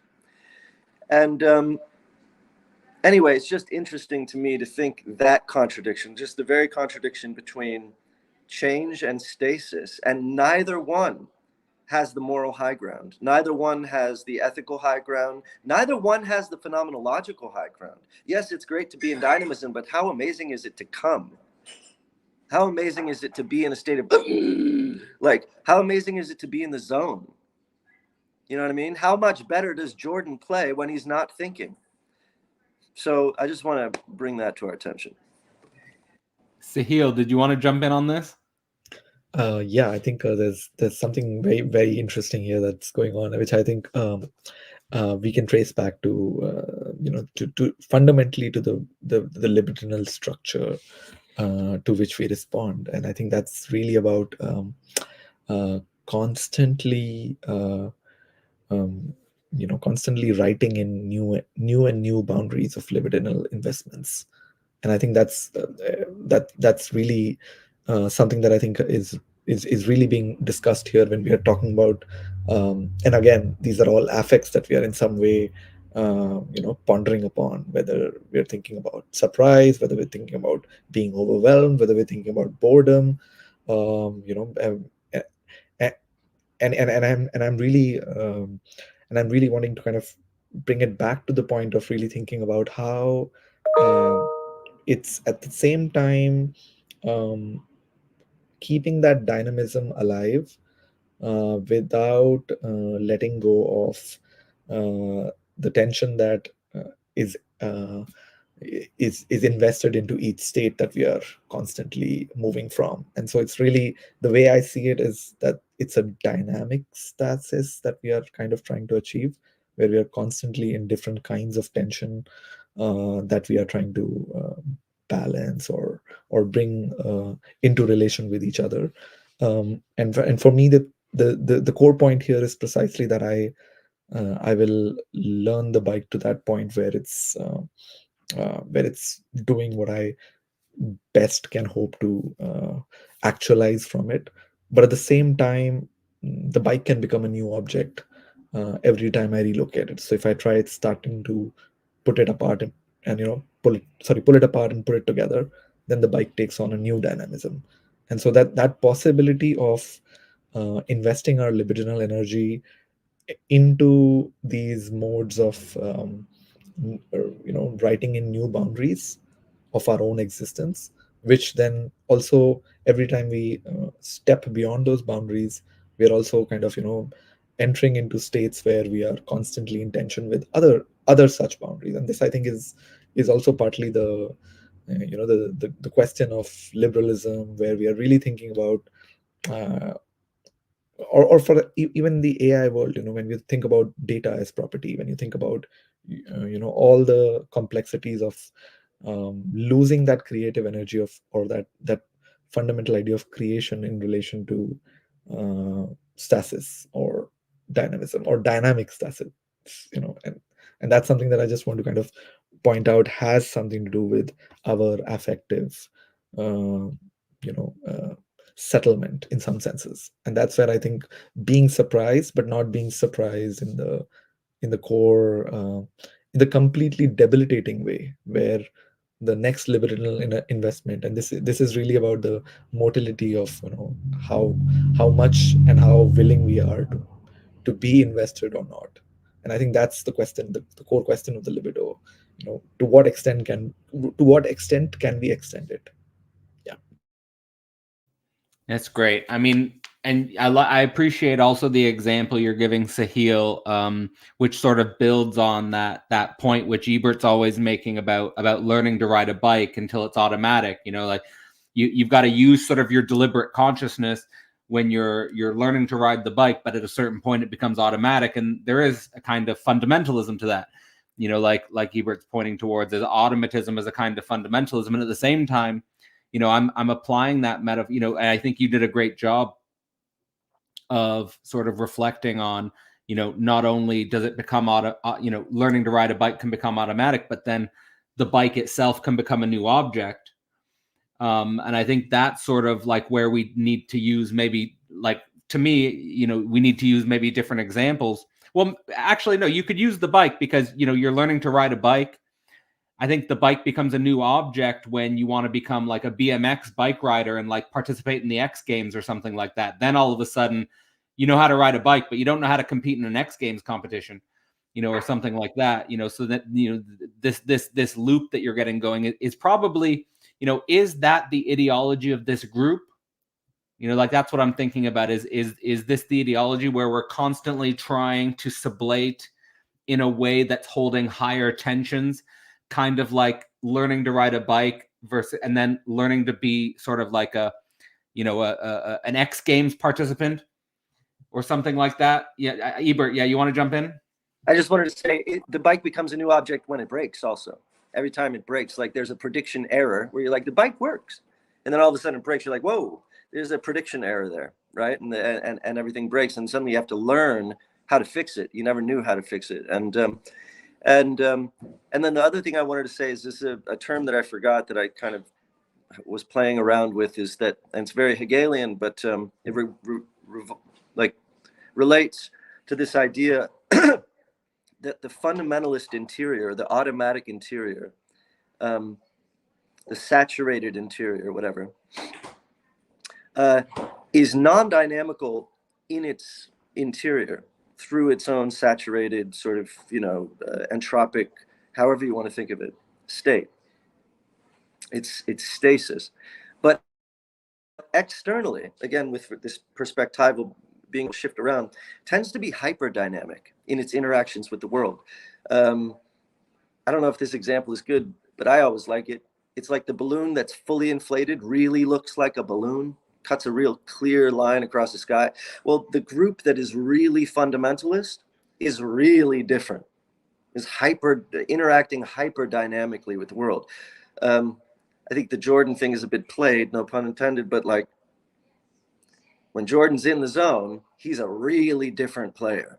He's suddenly Jordan, or whatever the case is. Like when we enter the state of full automatism, when I'm in the zone, I'm a much different Alex than I am, and I'm interacting with the world in a much more hyper-dynamic way and presenting more dynamism to the world, although internally I'm more non-dynamical because I'm in a state of more automatism. So there's this incredibly interesting relation between interiority and exteriority when it comes to dynamism.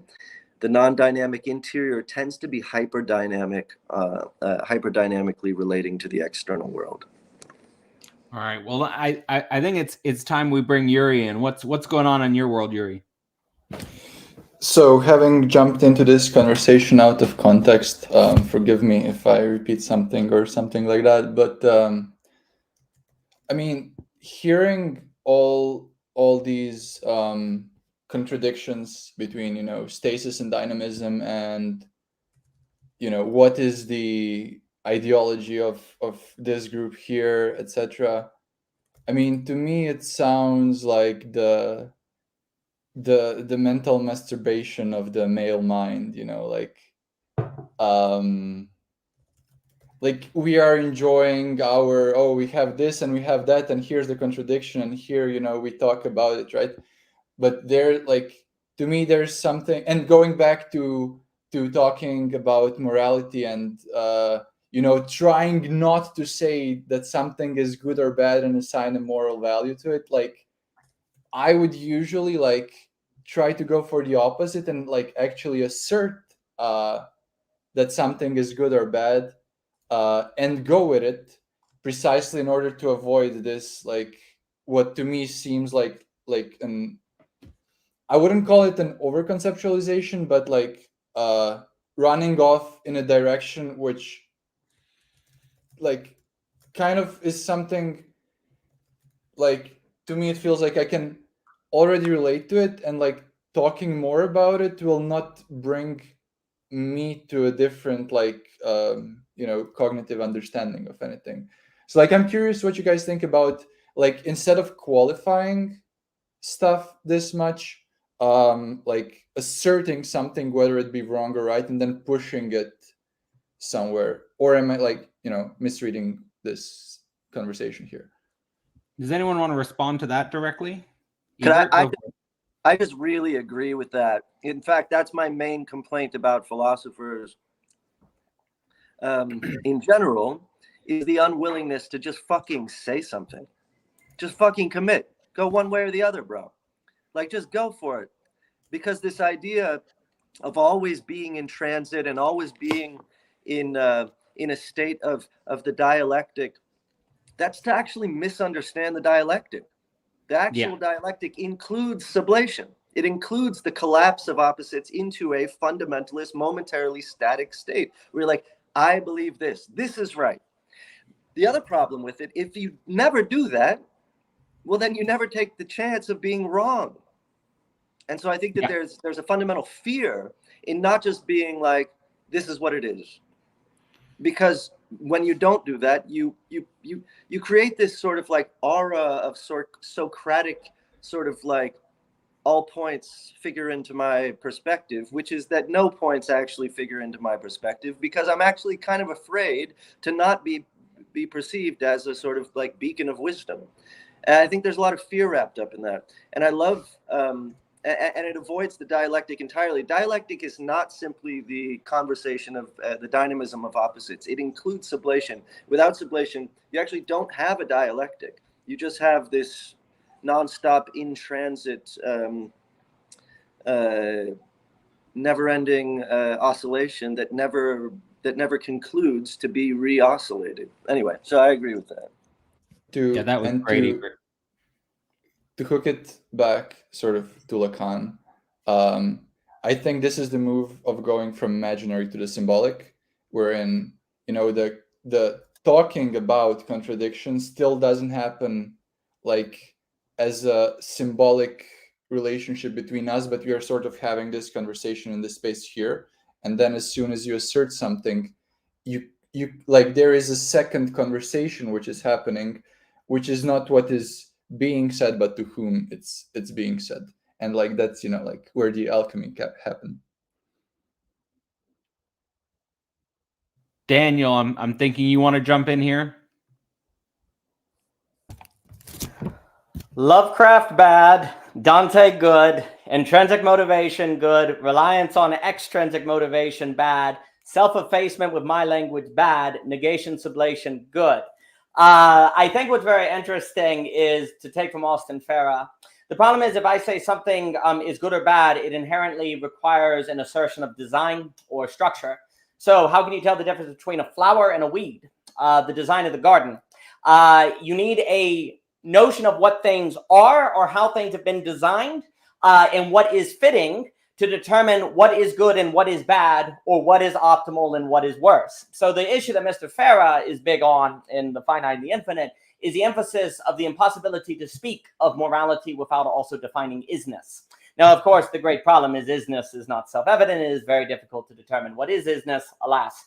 So likewise, what would be good or bad by which to deal with libido is going to be tied to the question of what is libido and who are human beings. I think also on this notion of riding the bicycle, there seems to be a big difference between the automatic going through your day 9 to 5, not thinking about it, and the term we use, the auto mastery of being really good at basketball. Auto mastery good, automaticness, as I just described, bad. Thoughtless automatic, bad. Auto mastery that is a result of skill, good, as long as that auto mastery then becomes a sort of standing ground for a new auto mastery. So for example, let's say you do writing, you become an auto master at grammar and sentence structure, so then you can work toward the auto mastery of story. And then once you get really good at, say, telling Southern fiction, you move to maybe sci-fi, right?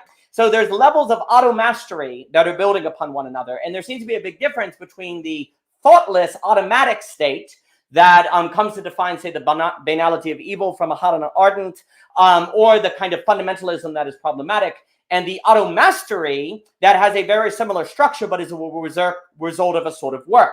There's also a big difference between judging good and bad between states, or you say, oh, Christian good, Muslim bad, that's not good, and the judging the quality of the in a situation to a situation. So the painter judging, oh, it's good to put blue here versus red, given the entire work of art. So there's one there that's judging within situation that is created by the artist as they make it as possible because of their auto mastery, which is precisely a consequence of their auto mastery and the sort of automatic Pavlov's dog, Christian good, Muslim bad or something, or Trump supporter good, liberal bad or whatever, right? So there's a lot of judgment. So this is the key. We have to, in order to engage with the moralization, sort of the moral claims of good or bad, have to also do so within a situation that has us involved, that has skin in the game, that requires courage, as opposed to just judging this state good, this state bad. And so I think there's something here that goes into a sort of moralization within situation in the design, because you have to know what is the garden to tell what is good or bad. And I would say, to close the point, there's more to say, is that there has been a massive, long tradition of trying to do morality in terms of judging states without participating in design or situation or relation. And that seems to be very problematic. Like I'm really critical of like morality as thought experiments, trolley experiments, and so on and so forth, because you're just kind of creating a hypothetical as opposed to judgment in situations that you are involved in. But it again brings together a bit of the philosophy, because you have to determine the isness of libido, of the human being, of the human condition, of the economic system, et cetera, by which to then determine what is a weed versus what is a flower, what is part of the design versus not in the design. And then wait, is that design just a result of the government telling me how I should interpret things? Or is it a result of an understanding of how things actually are by my own work, philosophical inquiry, et cetera. I'll stop there. Sahil, go for it. I'll just quickly add that, Daniel, that's fascinating. And I think this is also why I really enjoy late Wittgenstein, because he's really thinking about this particular problem of what you call situation and design in his language of form of life and language games. And so every form of life has its own language games, which we can think of as somewhat as mapping onto the symbolic order, through which notions of truth, right, and good and bad are then articulated. And so really one of the things that like me and Chetan also have been discussing is really how to bring together the Hegelian dialectic with its sublation within this form of life structure, to really think. And I think other fields like science studies have called this paradigm in the Kuhnian sense. And so there have been many iterations of trying to really build in this language of, which is again stasis and dynamism. So the form of life is dynamic in different senses, and so you can think about universal human questions precisely because there is a human form of life that you can articulate, but then you'll have to also include other elements within that form of life that can then complicate that. So it's static within itself, somewhat like what I think Ebert, you were just trying to mention regarding that within the interior it's static, but in its external relation it's dynamic. And I think this idea of a form of life and language games really helps start articulating that conversation and still make sublation possible within these individual language games. So that's one more way of being able to think through this idea of situation and design. Yeah. Once you've died, you can really live. I think that's like static within itself, dynamic in external relations, or something like that. David, Ebert, you want to say something to that? I just wanted to ask Daniel a question, because I'm thinking, and I know that, Cadell, you have this communist month up ahead. And in terms of group, so I like this delineation between automastery and automatism. And I just want to ask Daniel or ask everyone, is this not a question though of scale? Because what is automastery? And I'm assuming no activity can be excluded from mastery. So let's say it's praying. What is automastery at scale but fundamentalism?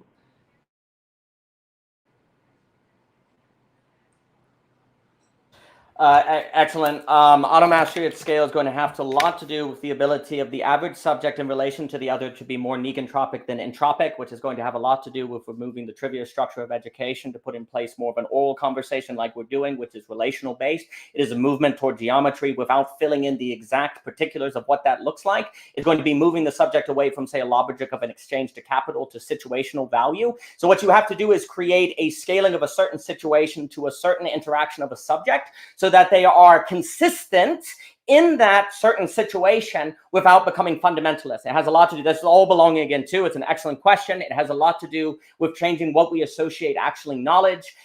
It would have a lot to do with changing the body versus changing the mind, changing the body to change how we interact. That's why libido and all these things are a really big deal. It's going to have a lot to do with scaling. I'm throwing a lot of terms out. It's an excellent question, but it's going to have a lot to do with scaling the conditions of self-forgetfulness. the ability as a self to forget yourself, not to humiliate yourself, not to degrade yourself, but the ability of a person to be able to get lost in something because of their auto mastery where they forget themselves in it. And that's like a good conversation. That has a lot to do when you're good at something. That has a lot to do with relation. That's getting at where, again, we talked about problems with the oceanic, but that's getting at to something like a womb state or a fertilization state, but it's dynamic because it is an ability to hold a certain consistency in a state where you're encountering surprise of the other, of what you're doing, and you're able to meet it. And so there is a scale question here, absolutely, that has to do with a lot of the associations of moving from, say, a logic of exchange to a logic of beauty. That's a big claim. A movement from selfish or selfless to self-forgetful. It has a lot to do with how we're going to do education. It's going to have a lot to do with changing the medium condition versus the material condition. And there's a lot more to be said. And generally what I talk about is a movement to rhetoric from discourse. I talked about that a little bit with Guy Sinstock, a little bit at the Parallax course, but it's an excellent question. I think the problem, like, and you know, maybe this will provoke Davide a little bit, is like, to me, it comes in and with the importance of, provoke you in a good way, in the sense of, to me, the importance of the phenomenology of spirit, and I'm very aware of I'm very aware of the paradoxes of being quote unquote Hegelian, because as soon as you start overusing the propositions that are associated with Hegel, you kind of miss the point of it.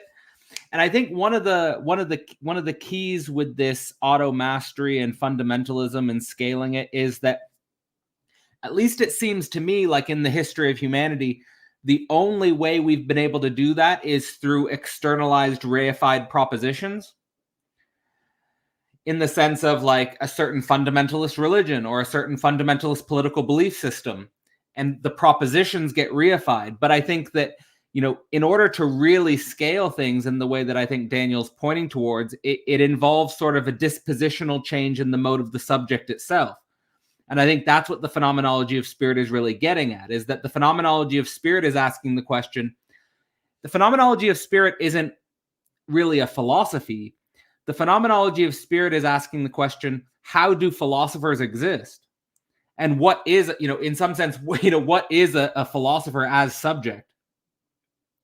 And you need kind of that subject, the being of that subject, in order to scale the types of things related to education that I think Daniel's pointing towards. So I think there is a fundamentalism at work here, and I'm even go so far as to say that Ebert's right to point towards there is a certain ideology at work here, and the ideology at work here does have something to do with sublation. And that sublation or sublimation, like, I think the two key words are sublation and sublimation. And that if that is the ideology, sublation and sublimation, then that process and those mechanics do point towards a becoming of higher and higher order tensions, which call forth a different type of subject in order to handle and navigate and work with those higher order tensions. So that's sort of where, Davide, is there something that's coming to your mind? Because I want to bring you in. Yeah, I really like your provocation. Like, I think like that. You know, I really like what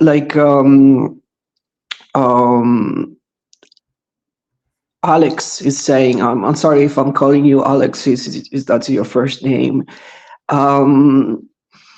You know what I think it could integrate what you are saying in this tension between the internal and the external is this concept of extimacy, where basically complicates this relation between the internal and the external, and like it makes the external the most intimate part of the self. And so you find when you look inside you, you know, like you, instead of finding a self, you find the other. And like when you do that, it's that shift from the pleasure principle to the death drive. And when you do that, like you become you experience the automatism that you were talking about. But that automatism, that thing that you are moved by an invisible hand, however, it's magic, it's miraculous. And that's the surprise, that you surprise yourself, you're doing a masterpiece. I'm thinking about Einstein. I'm thinking about Einstein when he was writing the theory of relativity, or I think about Van Gogh when he was painting the sunflowers. Like he was moved by this, he was crossed by this thing that was bigger than him, and he was like moved by this automatism, but he was like, oh my God, is this me? What is it? It's like, it's God, you know? And you feel crossed by this, like, I think that it's worth living. And I think magic is really a technology to lead you to that state.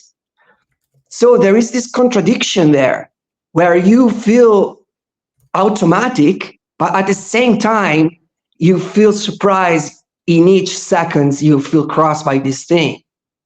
And I think the key word here is extimacy, that you access extimacy when you shift from the pleasure principles to jouissance. And there is where it's the condition for love. And you know, like, and I think that spirit, to answer you, Cadell, is like when you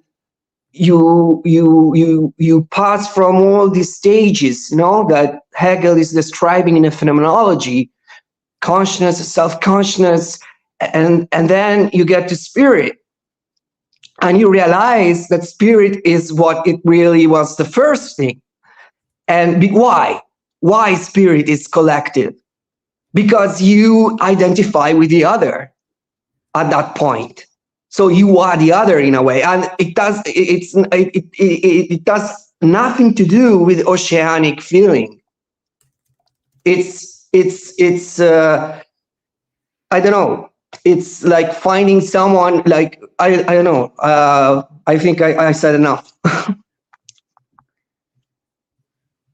Ebert, go for it. David, I think that was fucking genius. That said something that I've been meaning to say, but you said it so well. And I don't know if any of you guys have had this experience, where you experience an internal saturation, like you're so in love. Let's say there's a moment where you're so in love and you're in it, you're not thinking because you're in love, and all of a sudden there's an excess of that feeling and it jolts you awake, and you suddenly become aware of the internal saturation, the internal stasis, in a way that surprises you. Yeah. And it's a feeling of almost, you can't believe how in love you are. And you're like, oh, I'm this in love. And then here comes the best part. A while ago, I proposed to my girlfriend, right? Now, I didn't know how I was going to feel. I didn't even think about that. But I get into the state. I'm whipped up. I propose. I'm not even thinking. I propose. She says yes. And then I become happy that she says yes. And that's my confirmation that I should have proposed, not her confirmation back to me. It's that I suddenly was snapped out. There was an excess of the moment. And that excess literally exceeded the parameters of my interiority, wakes me up, generates the new oscillation, and I suddenly become happy that I'm happy. I become more in love because I realize I'm in love. And there's a sudden awareness of the saturation, of the automatism, which is in and of itself the surprise. And so all of a sudden I'm thinking about, because I've always been curious, like, how do these fundamentalist groups stay together? Like, how do you actually just keep going? It looks like stasis.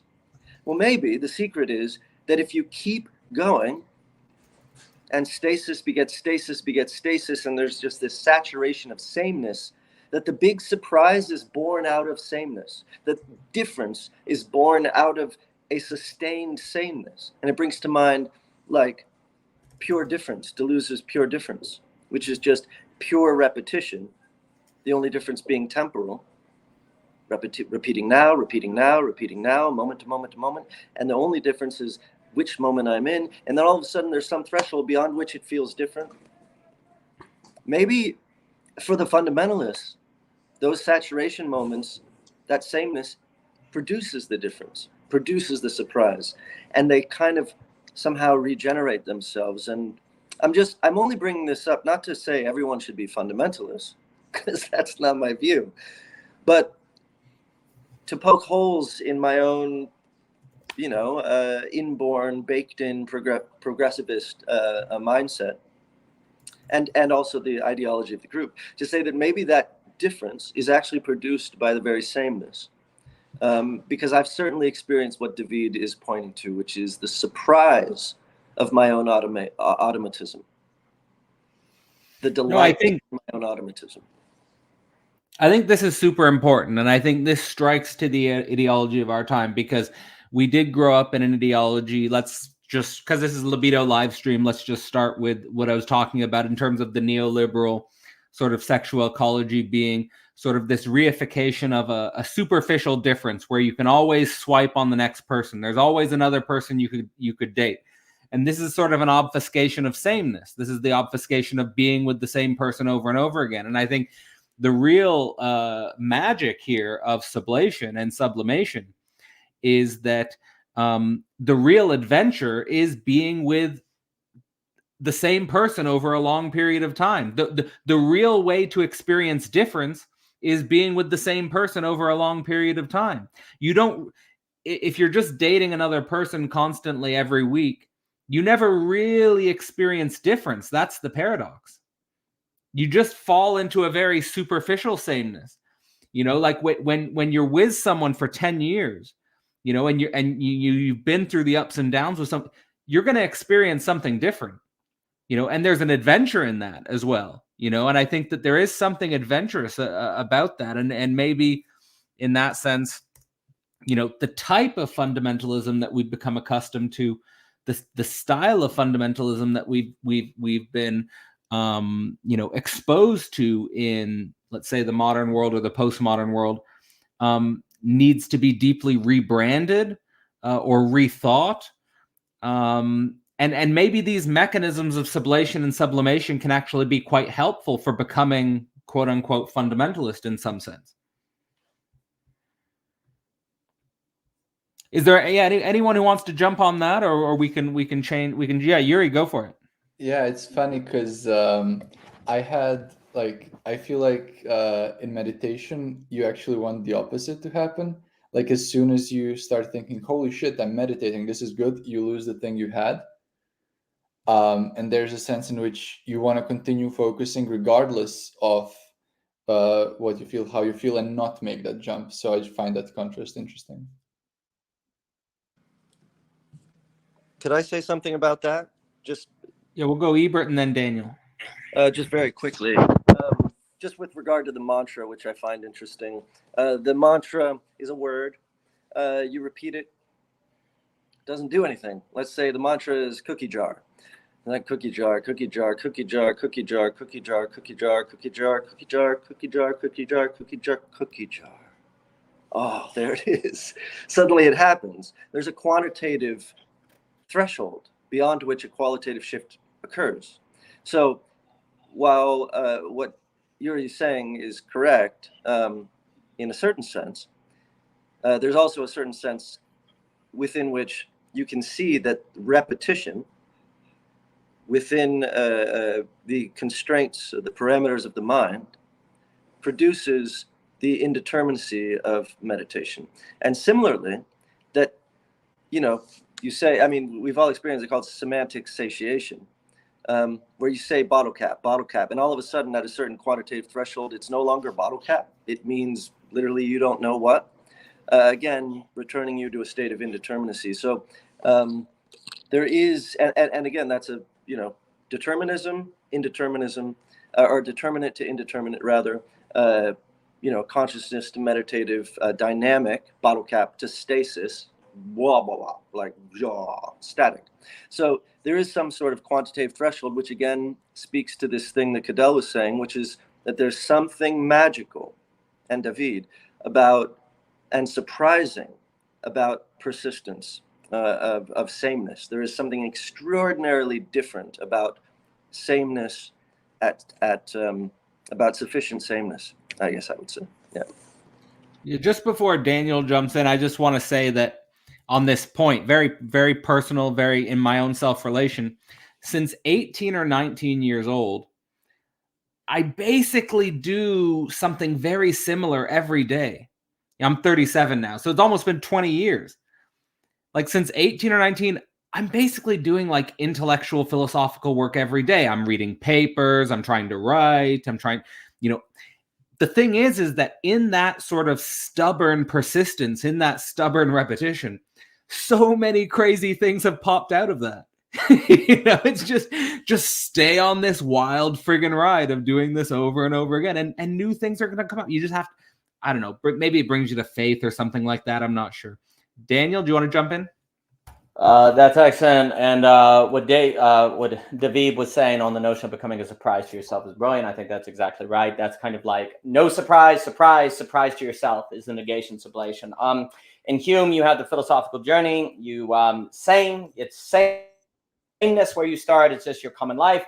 Then you move to change. You go somewhere else. But the key is you have to return to common life, because you have to commit to something, so you have a common principle in your life. If you don't have a common principle in your life, then you actually are always falling into various pathologies. If you never leave home, then there's a pathology of the banality of evil. If you stay away from home and refuse to commit to anything, there is an effacement that can occur there. It's just change. You make a religion of change, or you enter into the kind of philosophical tyranny that he warns about. So you have to return to a common life and have it be a common principle. You could say same, change, art. I think what I would say for me, I would talk about artfulness instead of change as a kind of principle, because art means you're able to handle change. You're always creating, but you're doing it from a consistency. I think there's also a difference between fundamentalism and tradition.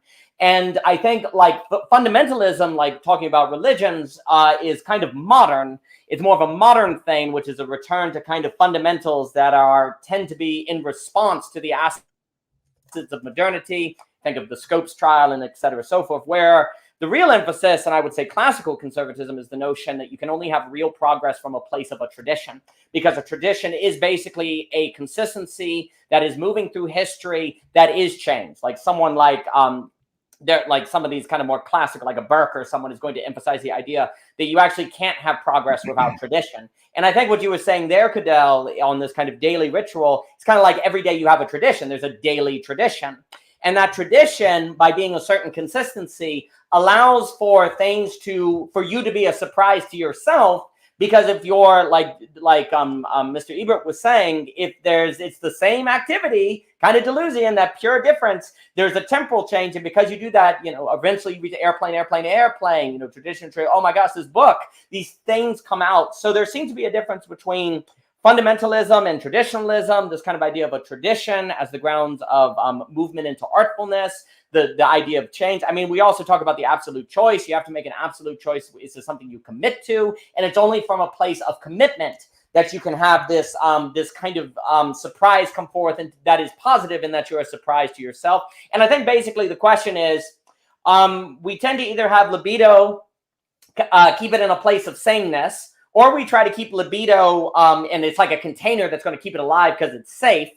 Or we do something with libido that we're changing to kind of stimulate. Let's change it up. But what we really do is need to do is get a kind of art of libido, which means we have daily traditions, we have consistencies, and yet we're able to keep it alive all the same. And that starts getting at something like a becoming, with the BE in parentheses, because you say being, becoming, BE, like a state, a being of becoming. That seems to be getting a lot at what we need to do. So I think definitely there's something about tradition as distinct from fundamentalism that has a certain art that emerges in it. David, do you want to jump in? about this thing about tradition, like it comes to mind Walter Benjamin, because he talked a lot about tradition. And I think there is a bottom line to tradition. Walter Benjamin says that you, in a kind of a messianic mission, you need to bring traditions to an end. And I think this is what Lacanian thinking is leading to when Lacan talks about crossing the fantasy. I think there is a bottom line.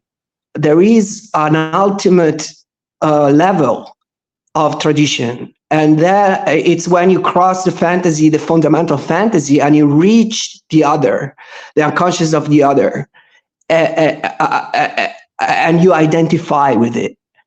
And, tradition in Italian is also is the same word of betrayal.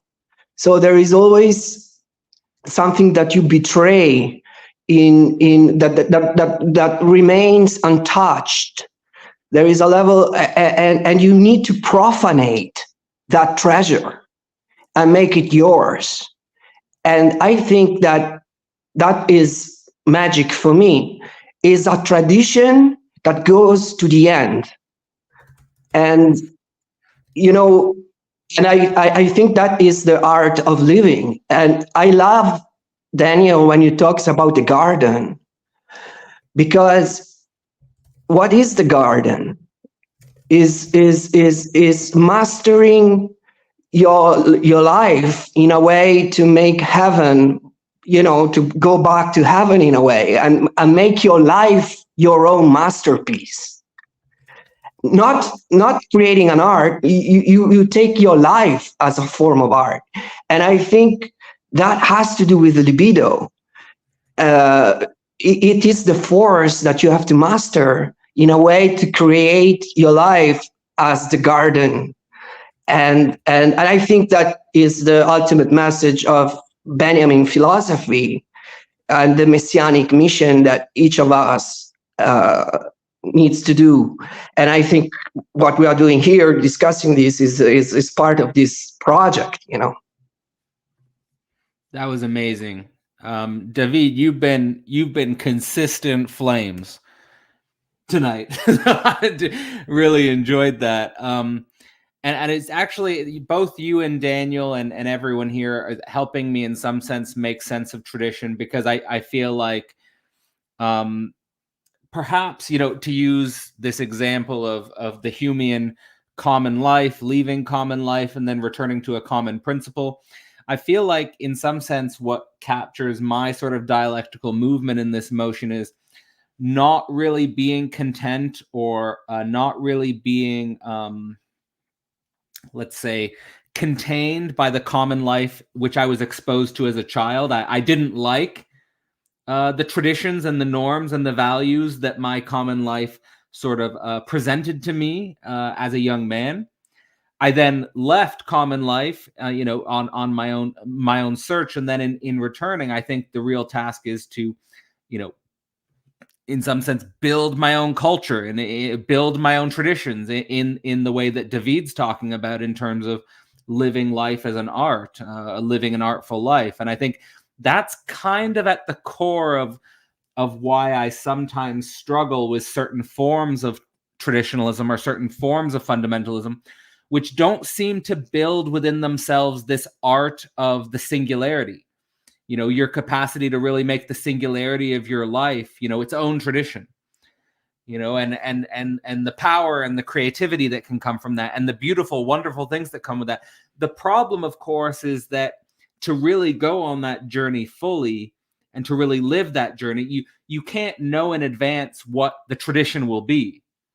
The tradition will have been, it's something that comes out. You can't know in advance. And I think that comes down to, again, the difficulty we have with, I think a lot of people go to a traditional or fundamentalist mode of being precisely because they want to predict everything that's going to happen, right? They don't want to let go to the capacity to lose control of the predictive processing of the mind and to go into the radical uncertainty and the anxiety-provoking truth of things. So these are some of the thoughts that are coming to mind. Look, we have about, I want to make the most of our time. We have about, just under 15 minutes left. I would love to get a survey of everyone here, because you've all been to several events this month for the Libido, the month of Libido at the first month of the portal. For everyone listening, the portal is a live event space. We do 4 different events every month. The portal will be expanding and the portal will be changing throughout the year. There's already some really crazy cool projects that I want to experiment within the portal in the months to come. Next month, February, will be the month of communism. And the reason why I'm putting the month of communism is because I really do think that the portal can be used as a place to experiment with conceptualization. And if there's a concept that needs some experiment, I think communism is a word that needs experiment. Of course, it has connotations of secular tyranny and totalitarianism, but communism is also coming back in a big way in regards to forms of Christian communism and all sorts of other forms of communism. And so I think that this is going to be a really interesting experiment to sort of throw the supernatural and the natural, or the humanist and the theological dimensions up against each other. Perhaps the theological and the political economic dimensions up against each other. And really think through this concept with the advantage that we've just been thinking about sexual drives and bodily energy and all of those dimensions, as well as magic, as Davide brings up, and as we had a layman on. So I guess just sort of on maybe a roundtable closing note, maybe what are some aspects of the first month at the portal that stand out to you? What have you been thinking about this month? And maybe with eye to the future, what does it make you think about in regards to approaching the concept of communism? Maybe Daniel, do you want to start off, and then we'll go in the order of the appearance? Right. Well, this has been lovely. I love it. Yeah, what you were saying on tradition. There is absolutely a difference between using tradition to avoid uncertainty, to plan out your life, and tradition as a basis of auto mastery. That is like the tradition of planting a garden. When you're planting a garden, you're making something that's alive that you then have to steward and tend, but you can't completely bind. And it's just very interesting, because I think the conversation has made very clear that it's like you need all of these things. It's just the question in what way, in what order, and what does it look like? And that's what's so difficult. How much easier would it be if we could just say, oh, we just leave all the old, if it's old, it's bad, if it's new, it's good. Well, modernity tried that. That creates a lot of mistakes, right? If we say sex is good or sex is bad, well, we tried that. That creates a lot of mistakes. And you were talking again, one of the reasons why that Christian strategy of just think about sex as something in marriage is problematic. John Paul II wrote a lovely book called The Theology of the Body. And the problem is you're not necessarily learning in that how to treat sex or libido as something that is artful. And by art, I mean like skill art. There's art that becomes an object on the wall, and there's art as a kind of activity that you have. And you could actually get into marriage and sex still not be an art, which then kind of permeates your entire life in terms of motivation as you're going through your day. Like there's this weird way in which John Paul II is talking about eros should define all of your day, not just the bedroom. It should be the principle and quality of your life, because it is what makes you artful to handle beauty. Well, that's odd. What does that even mean? And I think basically that ties to the question of communism, because you've had communism purely in terms of modes of production, in terms of economics, not thinking in terms of what would communism as communityism or communitarianism, to get into Rouchian terms, or common life, what would it look like to think about? And I think Karatani, I've been speaking with Michelle Bowens, and I know actually Underground Theory was talking about this, on the structures of world history. There's been this real emphasis on the modes of production as the questions of how you change the world. And what Karatani and all of them want to emphasize is, well, what are the modes of exchange? Because exchange actually has a big impact on how people interact and how they think about themselves.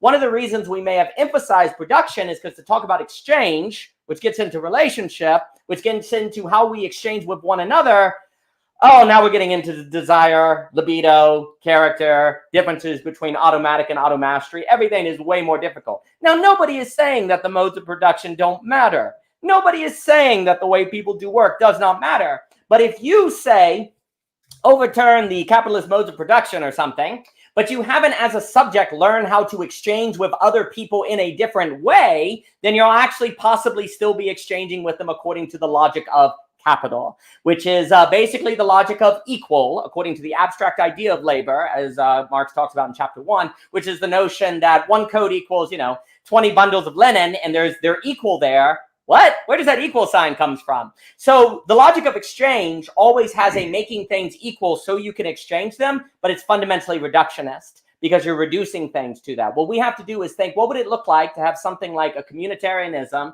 communism, different modes of exchange that are non-reductionist?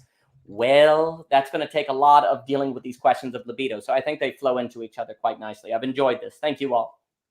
Thank you, Daniel. That's fantastic. And I remember it reminds me of sort of a major point that came up for me last night in Real Talk was the experience of interacting with a lot of sort of self-proclaimed socialists or communists who are horrible at relating, or have like horrible social relationships. So it's like, so this paradox, we need to go straight to the core of it. Sahil, would you want to jump in? Absolutely. Yeah, let me just riff off for this end note with what Daniel was saying. And I think I really like, Daniel, your articulation of thinking about arts and really thinking about not just art, but the arts. And that for me is really the realm of techne, which is the root word of techniques, the useful arts.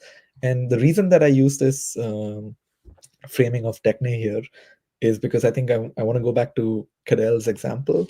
Cadel, you mentioned that you've been doing this practice, this useful art of sitting down every day and working through material, whether reading, writing. And I think there, for me, the real value of repetition is in its intentionality, in the will, in the useful art framing of it. Almost like not a negative instrumentalization, a positive instrumentalization of directing one's repetition into a qualitative difference. And I think that's something that I see that the portal can enable. It has already for me, I'll be very frank, just by attending some of the events on this month, I have been able to start thinking about libido in an expanded sense, and also wanting to then, rethink some of the frames that I'm comfortable with, question them. And so it's really about, and I think that what I find fascinating about the portal in that sense is really the psychoanalytic clinic kind of model where we are meeting almost at a regular time, almost in a regular fashion. And I think that itself has its own potentiality of making repetition bring about radical difference, and so that potentiality is something that I really think is something that has to be not only sustained but supported and valued. So thanks again for doing that. And one last thing is really about finding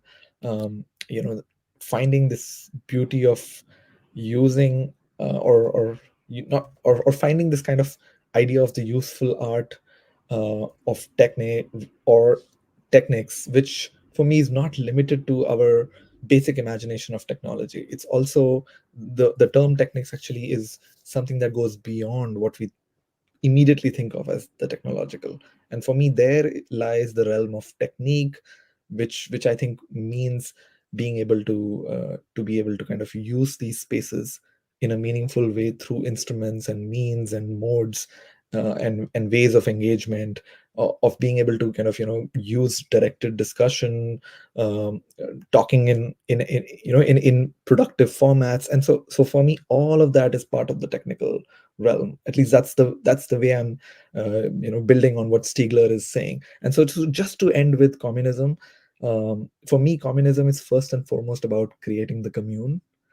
And what does it mean to have to be able to live in commune, to be able to dialogue in a commune?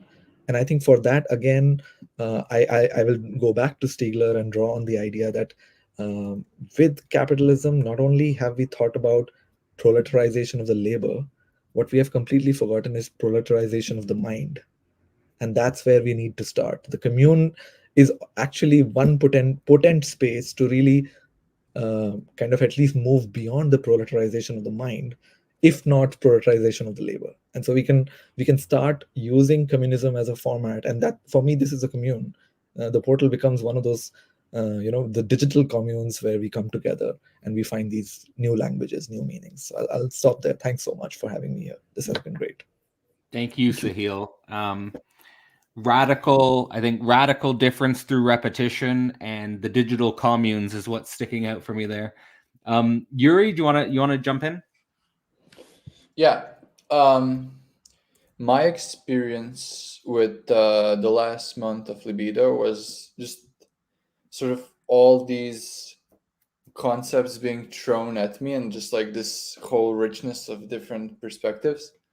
And some of which I resonated, some of which I did not. And so I was like, it almost felt like mapping the edges or of psychoanalytic thinking, I would say. And especially because I took the Lacan course earlier, and then I like dove straight into psychoanalytic thinking.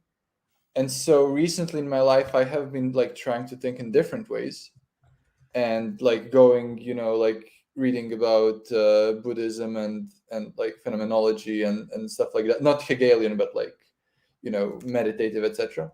And so I'm like sort of mapping in my mind the relationship between psychoanalytic thinking on one hand, and then different types of like traditions which completely miss, the Hegelian insight, but are like nonetheless interesting. And so like for me, it's just having all these geniuses and listening to them and talking to them just like hits me personally on many different levels, and especially interesting to find where it doesn't hit at all. That's like what's for me like really, really important here. So yeah. All right. Well, I hope this experience was good for you, Jurij, and looking forward to the next month as well. Ebert, you want to jump in with a closing? Yeah, I think you'll be able to hear me. I wrote down some notes. You can still hear me? You're good. Yeah. Okay. It's been really rich. I guess I'll just say a couple of these notes and then jump back on and summarize. But I'd like to float the term stasis drive as the combination of death drive and life drive, libido mortido. But stasis drive will not stop. It requires its next pound of flesh. With regard to tradition, I think that its next pound of flesh is ritual.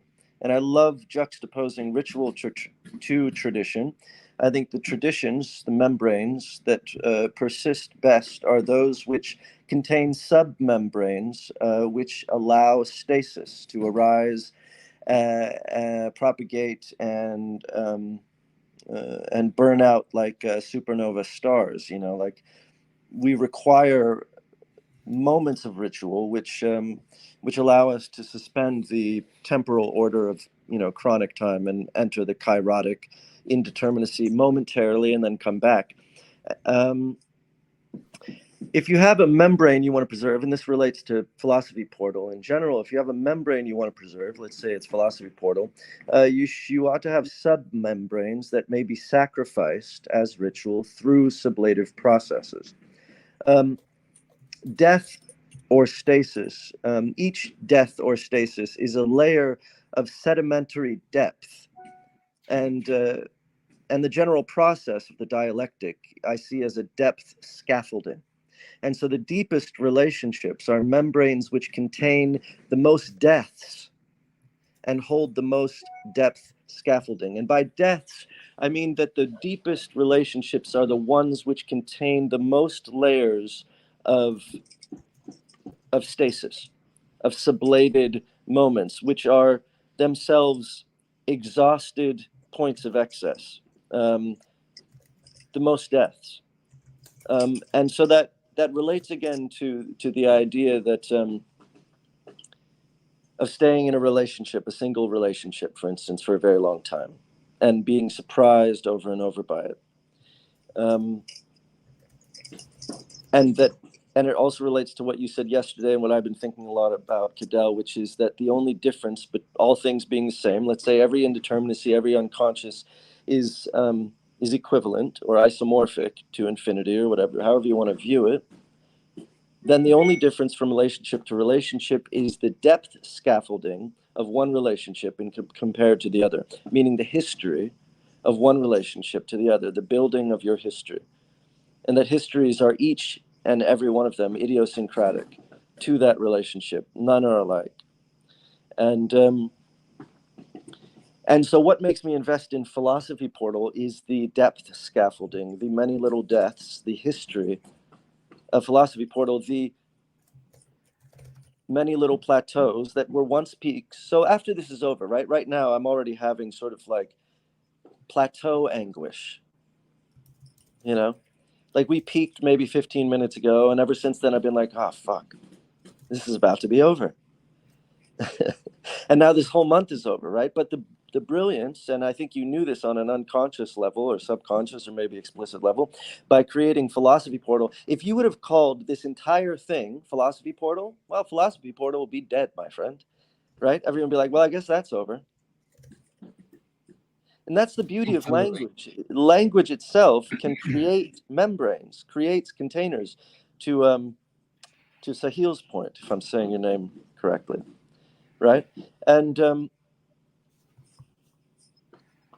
I guess last thing I'll say to that, because if anyone from Instagram is watching right now, yes, language can create containers, but it can also replace the necessity to inhabit those containers.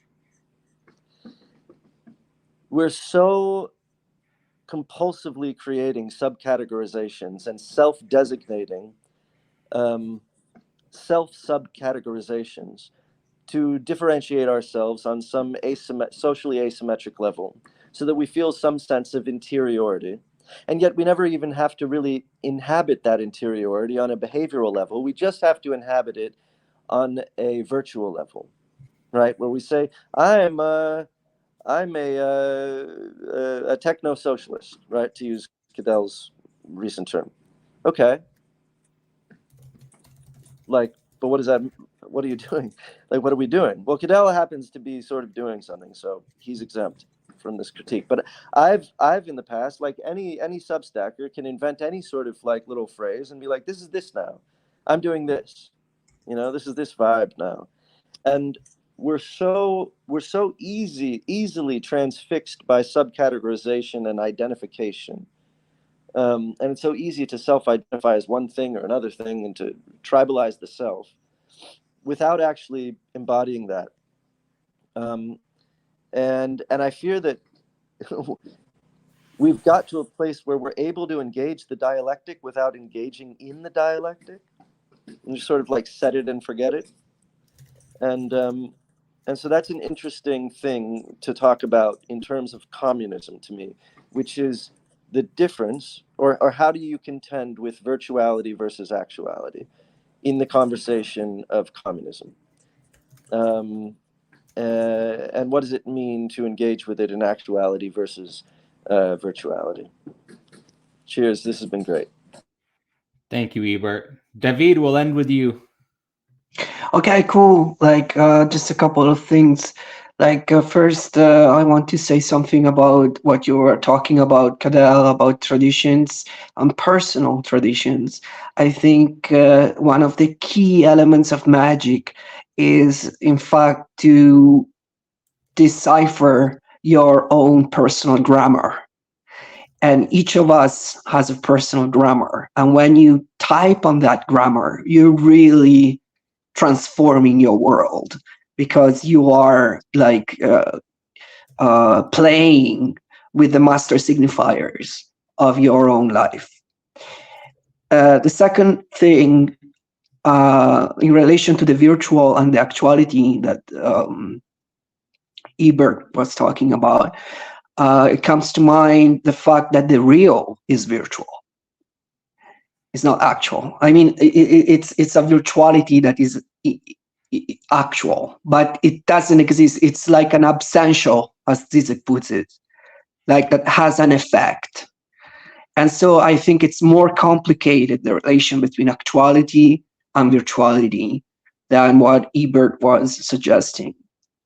And like regarding with the next month about communism, let's not forget that Marx himself was saying that the most revolutionary thing is capitalism. There is a certain element about capitalism that is so unique, which is the fact you can't fucking kill it, because it feeds on its own crisis. It's like a zombie. Like, you try to kill it, and more you try to kill it, and more you are feeding it. So it becomes really complex to overcome capitalism. And I think it has to do with, again, with libido and with a new social bond. I talk about myself personally now. Like, I met this girl, which I thought to have a family with, and we thought to have a child together. And I mean, that's a big responsibility, like how you can make a child in this kind of world. And how can you make a child that is not a selfish act, but it's an act of love?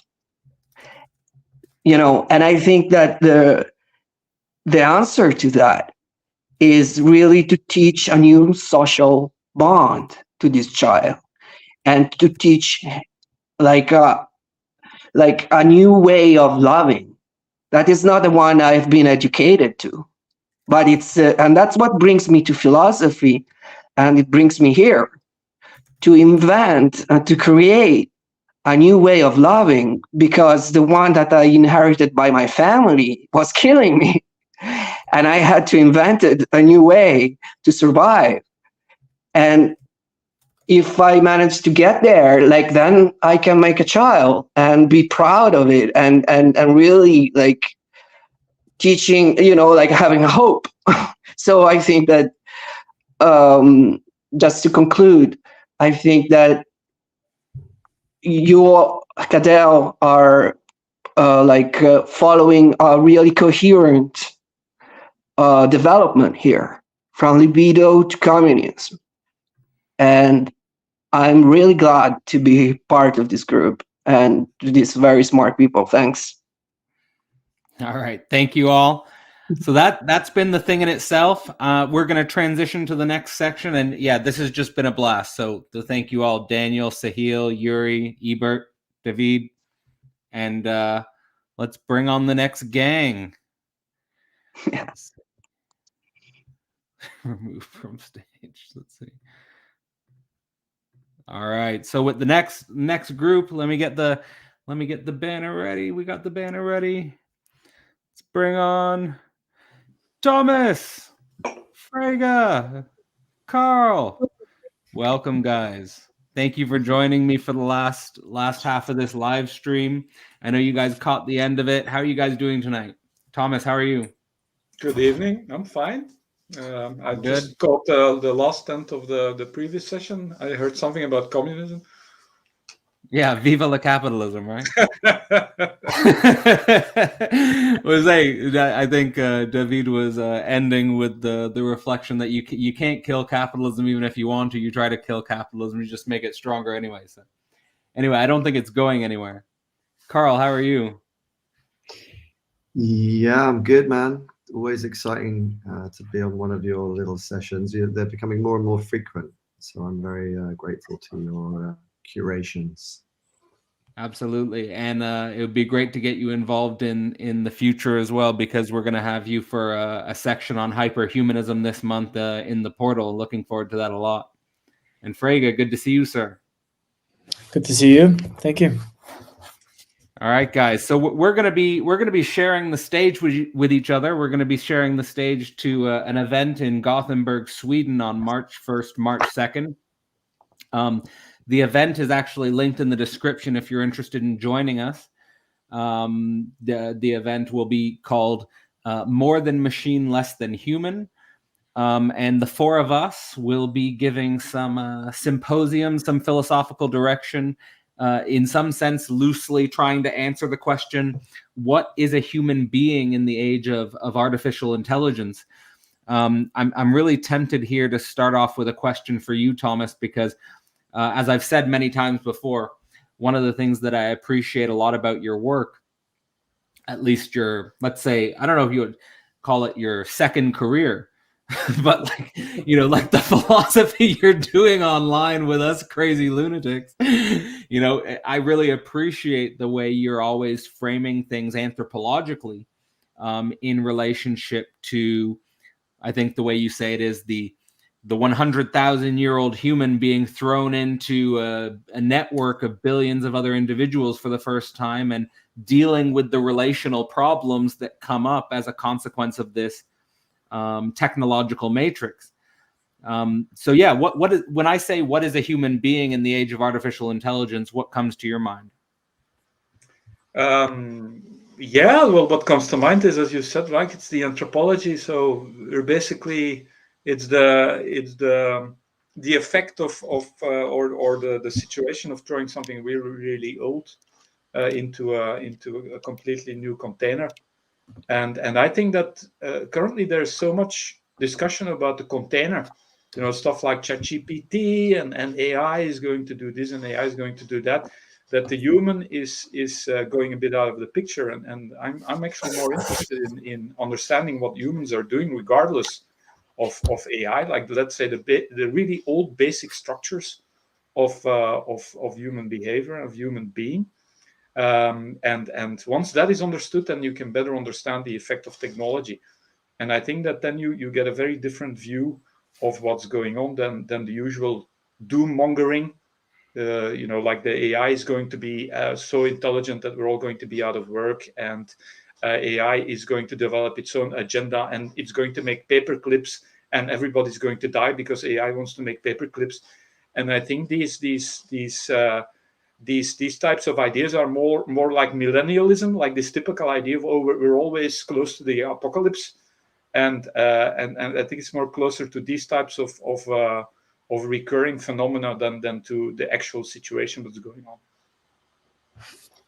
That's some thoughts to begin with. Yeah, no, that's absolutely important. And I think that, you know, to bring my relation to those initial thoughts is like the thought experiment I was always running when I started my doctoral thesis, Global Brain Singularity, was, you know, if you told humans in, let's say, the early 18th century before the Industrial Revolution, that in 2 centuries, less than 4% of the population would be farming, you know, they would say, what the heck are humans going to do? You know, they would have no capacity to cognize the work and the lifestyle and the career of 90% of the population. And I think that we're entering a similar threshold with the information age. We're reaching a similar threshold with the artificial intelligence in regards to a lot of jobs that were sort of the career identities of many people in the 20th century are probably not going to function in the same way in the 21st century. But that doesn't mean that, you know, it's the apocalypse, literally, in the sense of they're not, you know, AI is just going to take all of our jobs and humans aren't going to be there. I think we need to think about, and, you know, I bring that to the way the conversation ended that I was just having, is that, you know, talking about forms of, let's say, social or communal life, and paying more attention to the forms of relations that actually make our life worth living, I think is one of the topics that is worth thinking about. And of course, in your work, you know, pointing towards Girard, pointing towards mimetic rivalry, I think that's pointing to some of the things that make our social life extremely difficult. But I think it's necessary to confront that threshold if we're going to, you know, I don't know, approach some of these difficult problems, let's say. Carl, I know you've been thinking about the concept of hyperhumanism and writing about hyperhumanism. You have an article in the Abyssal Arrows anthology about that topic, and you'll also be in the portal this month to sort of present on that topic. When I say hyperhumanism, specifically in the context of, you know, the age of artificial intelligence and technological acceleration, How is that concept functioning for you? Does it have any sort of resonance with what Thomas is talking about in regards to avoiding the doom mongering about technology and focusing again on sort of the human social relationship dynamics? Yeah, absolutely. I think I totally agree with Thomas. I think that what we're experiencing is apocalypse porn, and you know, so much fear mongering, and you know, with good reason in some senses. But I think what the AI, you know, with the question, what is a human being in the age of AI? I think what we're seeing is the highlighting of our lack of humanity. I think we are not human yet. And you know, the fact that we're feeding this not human yet, and that's being mirrored into the AI algorithms is extremely worrying. With all our biases, with you know, with supposedly ChatGPT, 90% of what's being fed into that model is white, you know, white sort of thinking, and very, you know, a very limited data set. And I think that it really forces us to yeah, to really have you know, an understanding of what is it to be fully human. And I think that what this era will bring upon us is, yeah, much more embodiment, much more subjectivity, you know, focusing on what the machine will never do. And I think that, you know, my thing is always, you know, a huge psychonaut, and I'm constantly exploring the membranes, as Ebert was talking about. You know, we you know, there's a nested ecology that we're living within, and how do we really explore that? And I think that that's what I'm excited about, that we will again, or maybe we never have, but this idea of, you know, full dynamic range. If I think about the way we listen to music these days, you know, it's like I'm lucky to have a full analog sound system at home, and I've got analog vinyl, and I hear music, you know, in a very different way to the digital representation of music. So we listen to music now in a way that's not, you know, it's not designed to be listened to like the artist intended, right? So the artist makes this incredible sound, and then we completely flatten it and compress it, and we turn it into an image rather than an experience. So I just think that that's a nice analogy for what's happening to us in every sense, where we become the robot, and we gift our humanity, or a very limited version of our humanity, to the machines.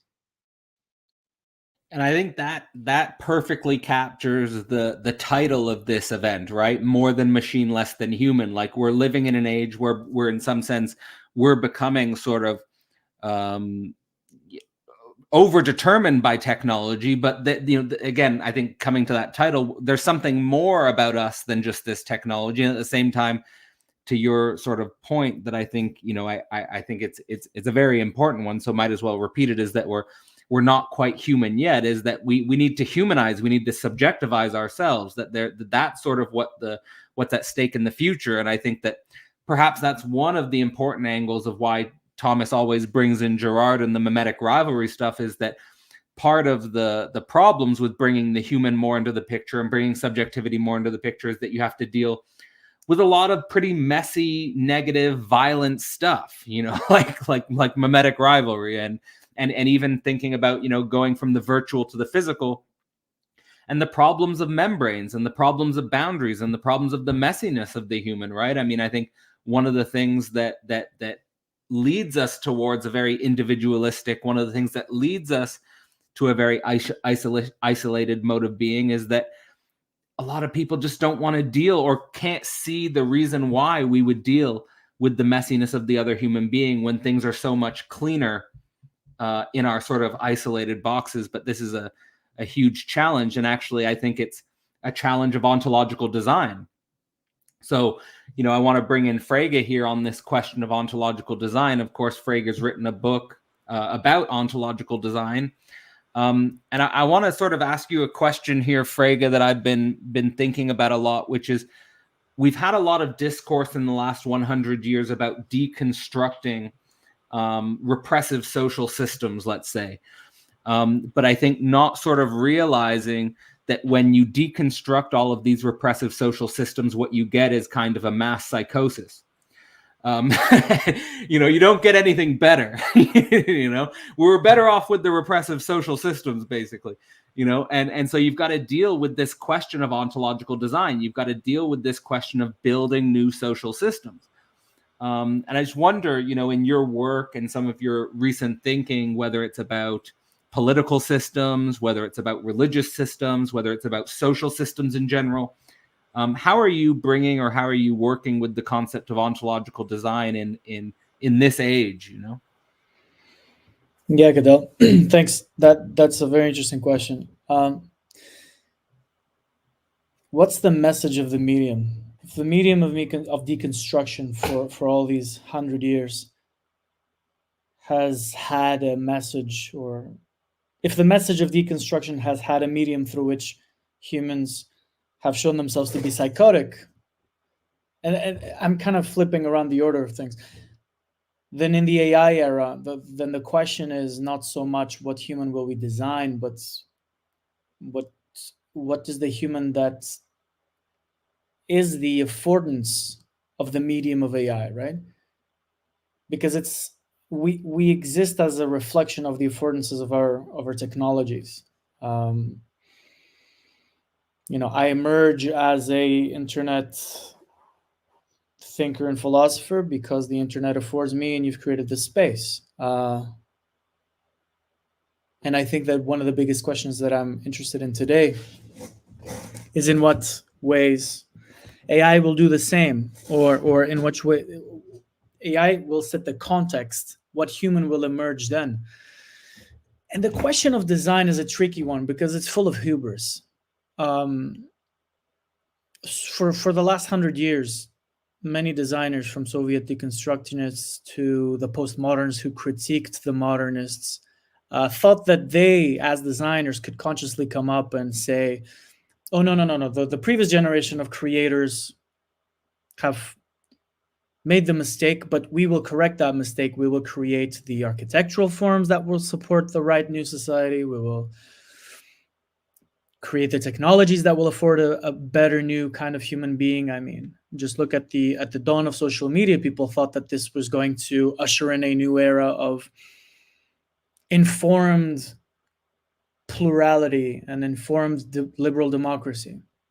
We know that didn't happen because all it did was amplify the pre-existing rivalries that have always plagued humans for so long. And so the question of who do we think we are to design and to claim to design is a big one, because the hubris of the designers, the hubris of the dictator, of the enlightened benevolent dictator who thinks I know better. And the world is full of them right now. So the question to me is,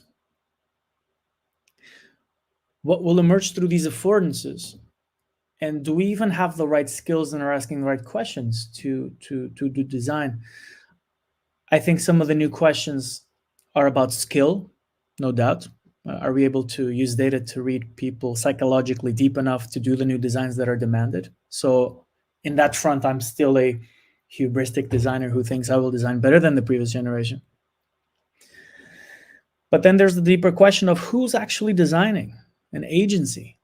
And that's a question that is very much unresolved for me, because while on one hand you can make decisions and you can show up for your designs and try to answer and deliberately say, yes, we will design this kind of human and not that kind of human. The bigger question is, what is driving you? What is motivating you? To what extent that is laden with unconscious motivations?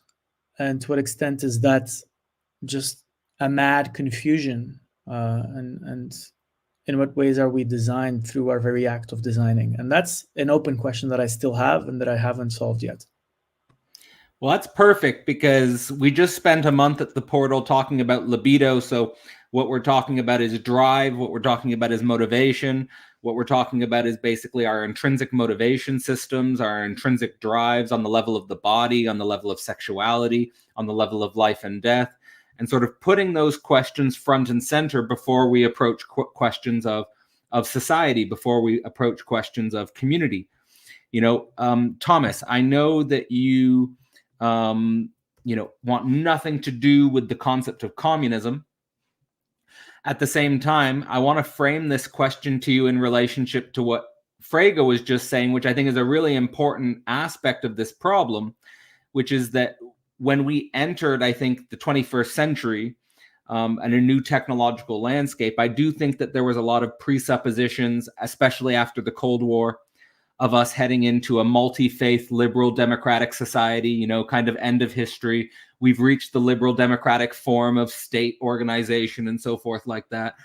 But what I see, is kind of what Fraga is pointing towards. He said that, there's a lot of enlightened dictators, the world is full of them, people who want to bring in a more sort of repressive, authoritarian or totalitarian regime. I see a lot of people talking about different forms of religious styles of communism or religious communitarianisms, if you want to phrase it more like that.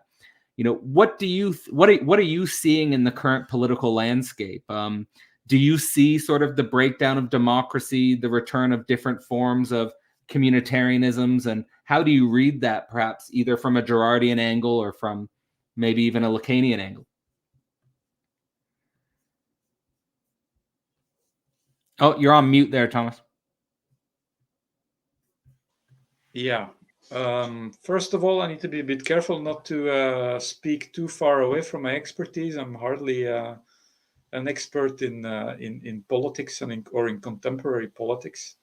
So you mentioned something about communism. So I mean, this types of talk about communism seems to be going on a lot in these online circles, but it seems to be a very diffuse object. It's a bit of a, so what do people actually mean with communism, and also why does everybody think capitalism is so bad? So let's start with that maybe. I mean, so first of all, I think that what rather than immediately jumping into the current political situation and talking about the hot topics of the day, we could maybe talk a bit about like, why has capitalism be so successful? What is it actually doing? And why is it so ubiquitous, and why does it seem to work to at least some extent? And I think as long as you haven't examined that, then I'm kind of wondering, well, you want to replace one imperfectly working system without even knowing why it works to a certain extent. So I think that's kind of the reasoning that I'm interested in. Like, look at the big pictures. Why do we need religion? Why do we need prohibition? Why is removing prohibition just like that, and then thinking that you will end up with some kind of world where you don't have a repression anymore and you can live out your desires and sexuality? Why is that a complete folly? Why is Rousseau totally wrong? So these are the things that I'm very interested in. And with respect to capitalism, as far as I can see, why does it work? Well, it basically works because you make it possible for people to desire really hard. Because you can provide people with objects that can be made in great amounts. If you want an Omega watch or something even more expensive, it can be produced in huge amounts, and that basically makes it possible to have a society which desires a lot, but where you can still kind of you can make it possible to pursue these desires and not go into rivalry to death. Because if you start going into competition about things that cannot be mass produced, then you end up in problems. So it's basically like it's a system that is very good at cranking up desire, and that's very productive because that leads to production of knowledge. We have science, we have new medicines, we have new technology, and so on and so on. So it makes it possible to really crank that desire, make it function, and have a fierce competition, and still have it so that people don't kill each other.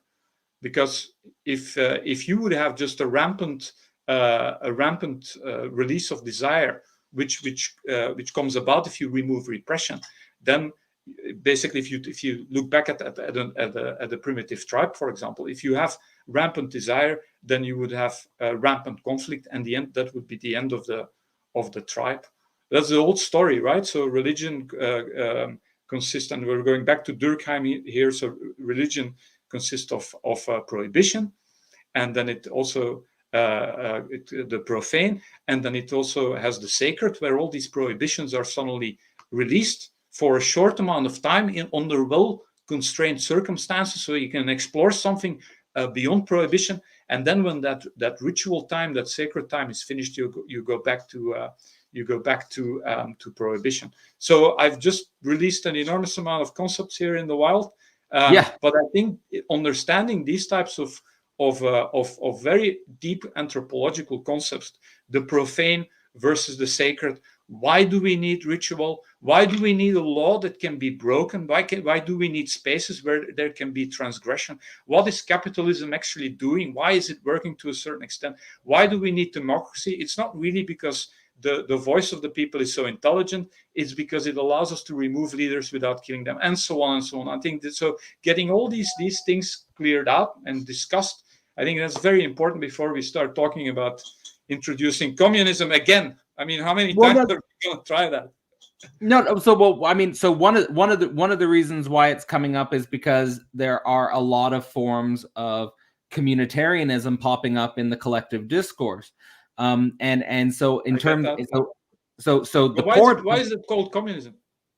Well, let me just give me. So the portal is a space where it's trying to open up a sort of certain container where we can really think through concepts in a higher order way outside of sort of attentionalist dynamics, where I think those concepts can become superficial and watered down. Now, the way I'm sort of approaching the notion of communism is in a very open way that is interested in forms of communitarianism on both the secular and the religious end, and sort of playing around with what those systems are trying to point towards. And, you know, if I could engage a little bit in what you're saying about what makes capitalism work, you know, it produces basically commodities that we can desire, you know, the Omega watch. The question that I come to is what, you know, and what I see in especially the religious forms of communitarianism, but also the secular forms of communitarianism, is the question of what capitalism can't do, which is basically help you, for example, model yourself as a religious deity, like a Jesus Christ or a Buddha. Like, capitalism can't get you Jesus Christ. Capitalism can't get you Buddha. Capitalism can't get you these sorts of types of desires. And what I see in these forms of communitarianism is precisely this modeling activity of how could I approximate the Buddha? How could I approximate Jesus? How could I approximate, you know, X, Y, or Z spiritual figure? And that brings me to sort of like that spiritual subjective dimension, which perhaps leads us to the paradoxical object of what is a subject, right? The subject is an object which cannot be commodified so easily. You know, what's your thoughts on what I'm saying here? Yeah, well, I hear a lot of people are interested in community building, and that's very natural because that's something that tends to disappear in capitalism. But I don't really. Well, it seems to be so that I see currently people within a capitalist system exploring a lot of ideas, and they are free and welcome to do so. And nothing stops you from building certain membranics, as you call them, or certain groups of people that carve out a certain way of being within a system that to a great extent is built on a competition that has turned beneficial and constructive. That is actually it's a very tantric idea, right? So the sutra is all about let's limit desire because it's dangerous, and rightly so. But then you have Tantra who says, like, well, yes, okay, desire is dangerous, but it can be put to very good use. And I think that capitalism has done some amazing things. If you look at the last couple of 100 years, I mean, it's just the amount of people that have been lifted out of poverty, the breakthroughs with respect to science, with respect to medicine, and so on and so on, is just absolutely amazing. And I think what people don't realize is that if we suddenly kind of if that suddenly falls away, right? If our supply chains are gone and we go back to a much more a system where there is not so much energy anymore to do things in the world, I think that a lot of old patterns that have been dormant for a long time will come to surface again. And of course, I'm thinking about on differentiation, rivalry, conflict, scapegoating on an absolutely massive scale.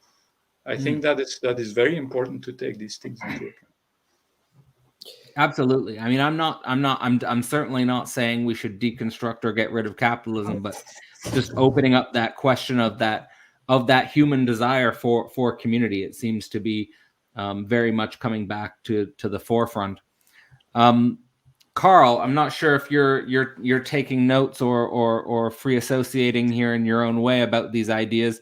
But is there any place in your concept of hyperhumanism for thoughts about the relationship, let's say, between capitalism, political economy, or even thoughts of communitarianism?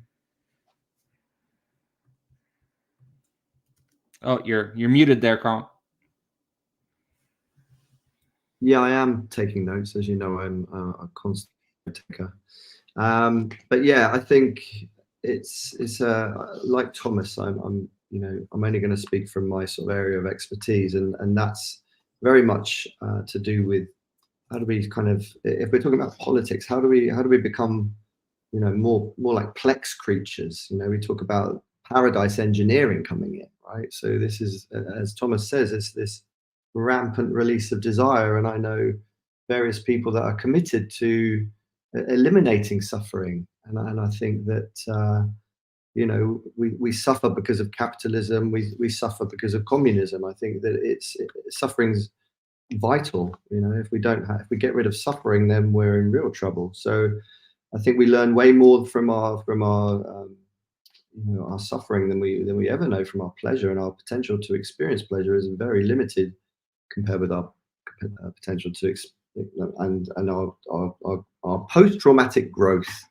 That's what I'm interested in. How do we really grow from the traumas, instead of focusing on this kind of what's now becoming very much a toxic form of wellness, right? It's this toxic positivity, and now we need to heal from healing.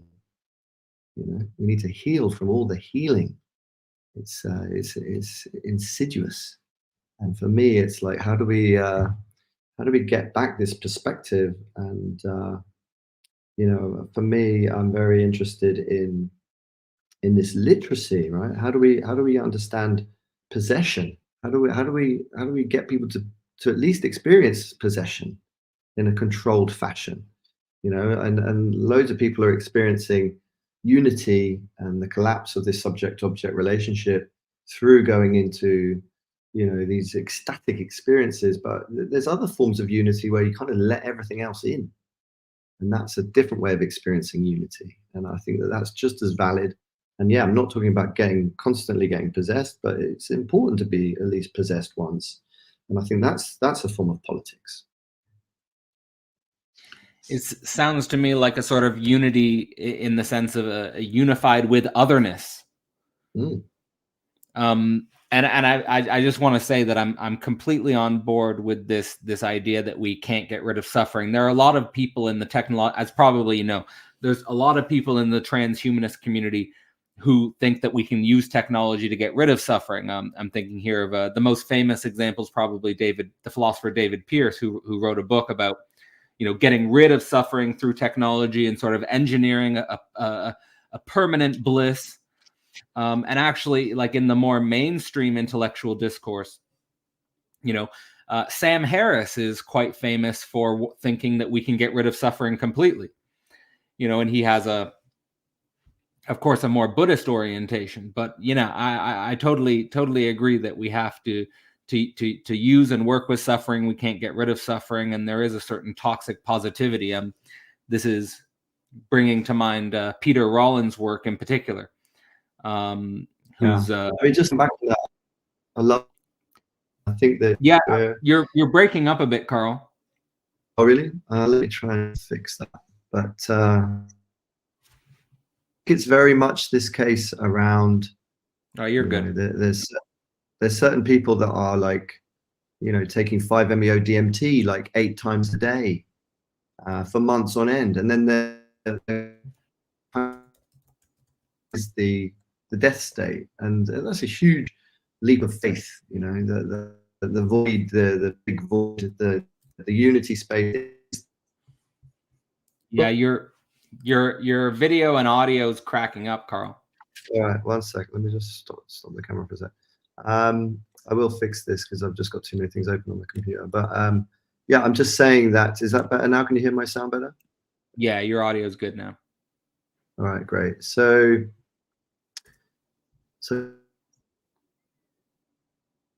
what I would say is that, yeah, there's a lot of people that are trying to escape the human experience, and they're not understanding that we're here for such a short time, 1,000 months, and that they are, you know, missing the point. They're trying to hijack themselves, and think that, you know,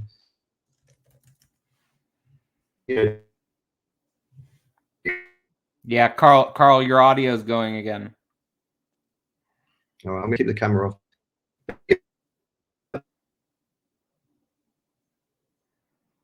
And get on with it, and really explore the potential of what it is to be human without constantly. Your audio is still breaking. Your audio is still breaking up, Carl. Sorry about that. All right, no worries. You ask something. Yeah, but no, I totally. You know, I mean, it would be a perfect to follow up with sort of, you know, the ways in which people self-efface through psychedelics, you know, taking 5-MeO DMT 8 times a day. I don't even know how that's humanly possible. But certainly that is a form of self-effacing, and I think psychedelics can fall into that trap. Fraga, I'm not sure what's coming to your mind with some of these reflections. Yeah, a lot of things. Maybe, well, start with the idea that, and I've told this to Thomas, the conversation around you know, communism, capitalism, it bores me to death. I couldn't think of anything more boring to discuss. However, what I find really interesting is the fact that, without dwelling on that distinction and being aware, but without dwelling too much also on the distinction between prohibition and ritual, which probably means that I'm going to speak from my vision of what ritual can accomplish creatively, is I want to talk about, you know, towards the end of the last bit, Cadell, one of your guests was discussing how magic was a form of creating a personal grammar. I want to associate that with what Carl was just saying about how, you know, the connection with these new forms with these different possibilities for being, right? That we're not human yet, that we can contact these hyper objects, that we can feel possessed again. I think that all of these ideas for me begin to form a cluster of new possibilities. I think that's where the creative thing lies. Because the kind of ritual that we'll be able to create in the next few 10, 20, 30, 50 years, it's going to be the ultimate spaceship. Or rather, we're going to have a switchboard of the soul, the likes of which we've never been able to see before. Is it because we're better humans than before? No. But because the techniques that we've accumulated throughout history have led us to this point. For example, we were discussing suffering, and we were discussing the ways that people try to avert that suffering by creating social forms. And we were discussing the ways that people sometimes want to feel possessed to somehow escape the discourses of everyday life.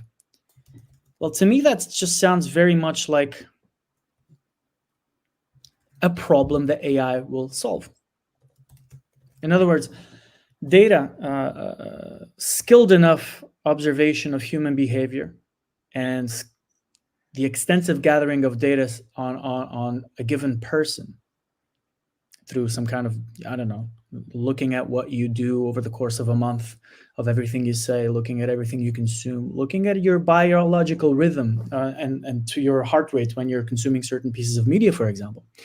I'm thinking that this wealth of data in the hands of great new designers and ritual designers is going to finally give us answers to deep-seated questions around suffering, around agency. agency. Like, why is this person really proposing communism? Why is this person really averse to talking about communism? Why is this person really wanting to take so many drugs? Why is this person really so into design? Like, those questions will no longer be assumptions, finger in the air, which is, I'm sorry, the level at which we're discussing them here. These are not empirical questions, but they will soon become. There's a revolution in social sciences taking place. Psychology and sociology and many of these questions will become empirically solvable. And I think that because of that, creativity will reinvent itself, as I've been saying many, many times before, precisely because its object will become subjectivity itself. And this is tricky because in the hands of incomplete subjects, it's like giving an atom bomb to a child. It's like, we don't know what we can create with this. It's going to be immensely dangerous, but we also don't know how to prohibit it if we don't know how far it can go. So my point is, it's a tricky one.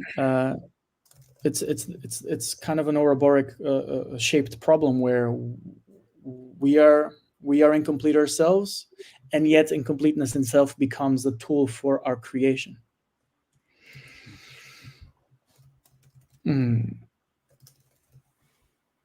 Yeah, maybe I'll leave it at that.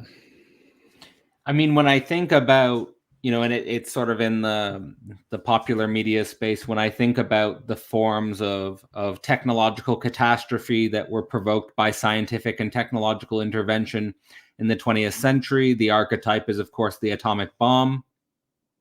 The movie Oppenheimer, I think, represented the way in which the scientific subject, the technical subject, can possess, the leading edge of scientific knowledge and technical capacity, but is sort of brought to the same level with all other human beings when the consequences of those innovations lead to complete catastrophe and devastation, like in the situation with the atomic bomb. When you're talking about a revolution in the social sciences related to our motivations, our creativity, I'm thinking here about projects like related to either the genome or the connectome having complete, or artificial intelligence applied to these things. I guess the question I'm going to try and propose to Thomas is, what do you see as the biggest what do you see as the biggest technological, let's say, hurdles or catastrophes that could be produced by the new sciences and the artificial intelligences? Or is that the wrong question? Yeah, I think it is the wrong question.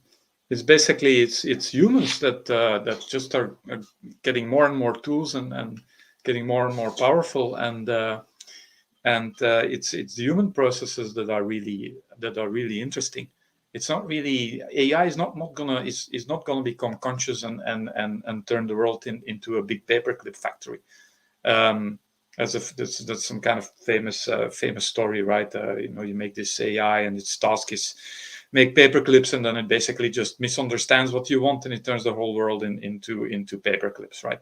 I mean, these kind of stories are very they kind of detract from the true issues, because if you look at what's going on in the world now, there's a lot of there's, like in Ukraine, there's a very old-fashioned war going on, right? I mean, it's in many ways it's very old-fashioned. I mean, it's back to the trenches almost, and the underlying principles are super old. It's escalation of rivalry. It's old human mechanisms that are driving this. It's just that, okay, there's drones now and instead of tanks, but tanks are still there. They still play a role. So I would say, go back to understanding the humans, because that topic is not finished.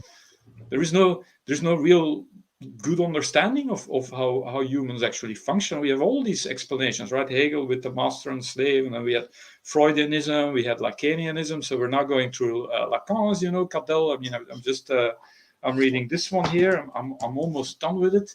The biography of Jacques Lacan is incredibly interesting. So what kind of model, what kind of framework are you going to use to understand the effect of technology on humans? I think that's the interesting thing. And then you will be able to kind of start thinking about, okay, where is the danger here? Because typically, I don't think that we know at all where the dangers are. So when with the introduction of the train, for example, there were all kinds of stories about what would happen when, you know, that enormous speed that would develop by the train. People would suffocate in trains and stuff like that because of the speed. That turns out not to be so. Introduction of electricity, the same thing. It's very difficult to predict what the effect of a technology will be. And right now, it is so that maybe all the prohibitions that we want to put, or that many people want to put on AI, maybe those prohibitions are more dangerous than not having those prohibitions at all. So now there's this big discussion going on between the people who want to have open source AI models. Jan LeCun from Facebook is a big proponent of that. Then you have other people like, you know, the Google people who are more in favor of much more regulation, keeping these models secret and so on. The EU is now coming up with regulations that would make models free up to a certain point amount of compute that you use to train these models. So people are trying to regulate things without really knowing whether that's a good idea. Maybe we need open source AI so that you can have you have systems that can be examined. You have development that involves an open source competition among many people, an open discussion, maybe an openness and a lack of regulation. To some extent, of course, we need to regulate it to some extent. I think everybody agrees with that. But maybe too much regulation here is just as dangerous as not enough regulation. And I don't hear that a lot in the news. I hear a lot of doom stories, and there's not enough emphasis or discussion of opportunities. So there's also a lot of studies. Many people are dying of trivial diseases in Africa, right? I mean, they're dying of diseases that should have that should have been solved many years ago, and now maybe with AI, so these things can be solved. So I'd like to have a bit more of attention towards these kind of things: opportunity, understanding how humans work, understanding how technology affects humans, and then the enormous amount of opportunities. So wow, I mean, for once I'm optimistic and positive. I mean, what's going on here? Yeah, come on, Fraga. Go against it. Go for it, Fraga. What a complete misdirection of the question, Thomas. Yeah. Jesus Christ. All right, give it to me. What if I agree with you. The problem is human, but you don't see how far the rabbit hole goes. It's more than human. So I wrote down this question. AI is not a thing. AI and what it will do to humans is the problem. And what if we could, let me reframe perhaps my thought. I wrote it down. What if we could use exhaustive data observation to break human sciences and therefore become able to brainwash entire populations with ideologies, possess them of demons, create armies at the push of a button? That, by the way, is happening. We don't have good old-fashioned trench warfare. I'm tempted to call you a boomer now for the fact that you said that. I'm Gen X, man. Don't forget it. I know, man. That troubles me. Because I find that that's the frontier where I think, the breaking of human sciences and the fact that they've been instrumentalized now, or that maybe nobody's doing it explicitly, but when this becomes explicit and well-known, it will become too late. The instrumentalization of human sciences, which has taken place because AI has digested and ate them, or at least it can. And the fact that they can be put at the hands of a mix of an engineer, a military psyop creator, and an ontological designer. I mean, yeah, I don't really see nobody's denying that, but what's your point? That can happen. I mean, look at book printing. Book printing gave us the 30-year war, right, in the 17th century.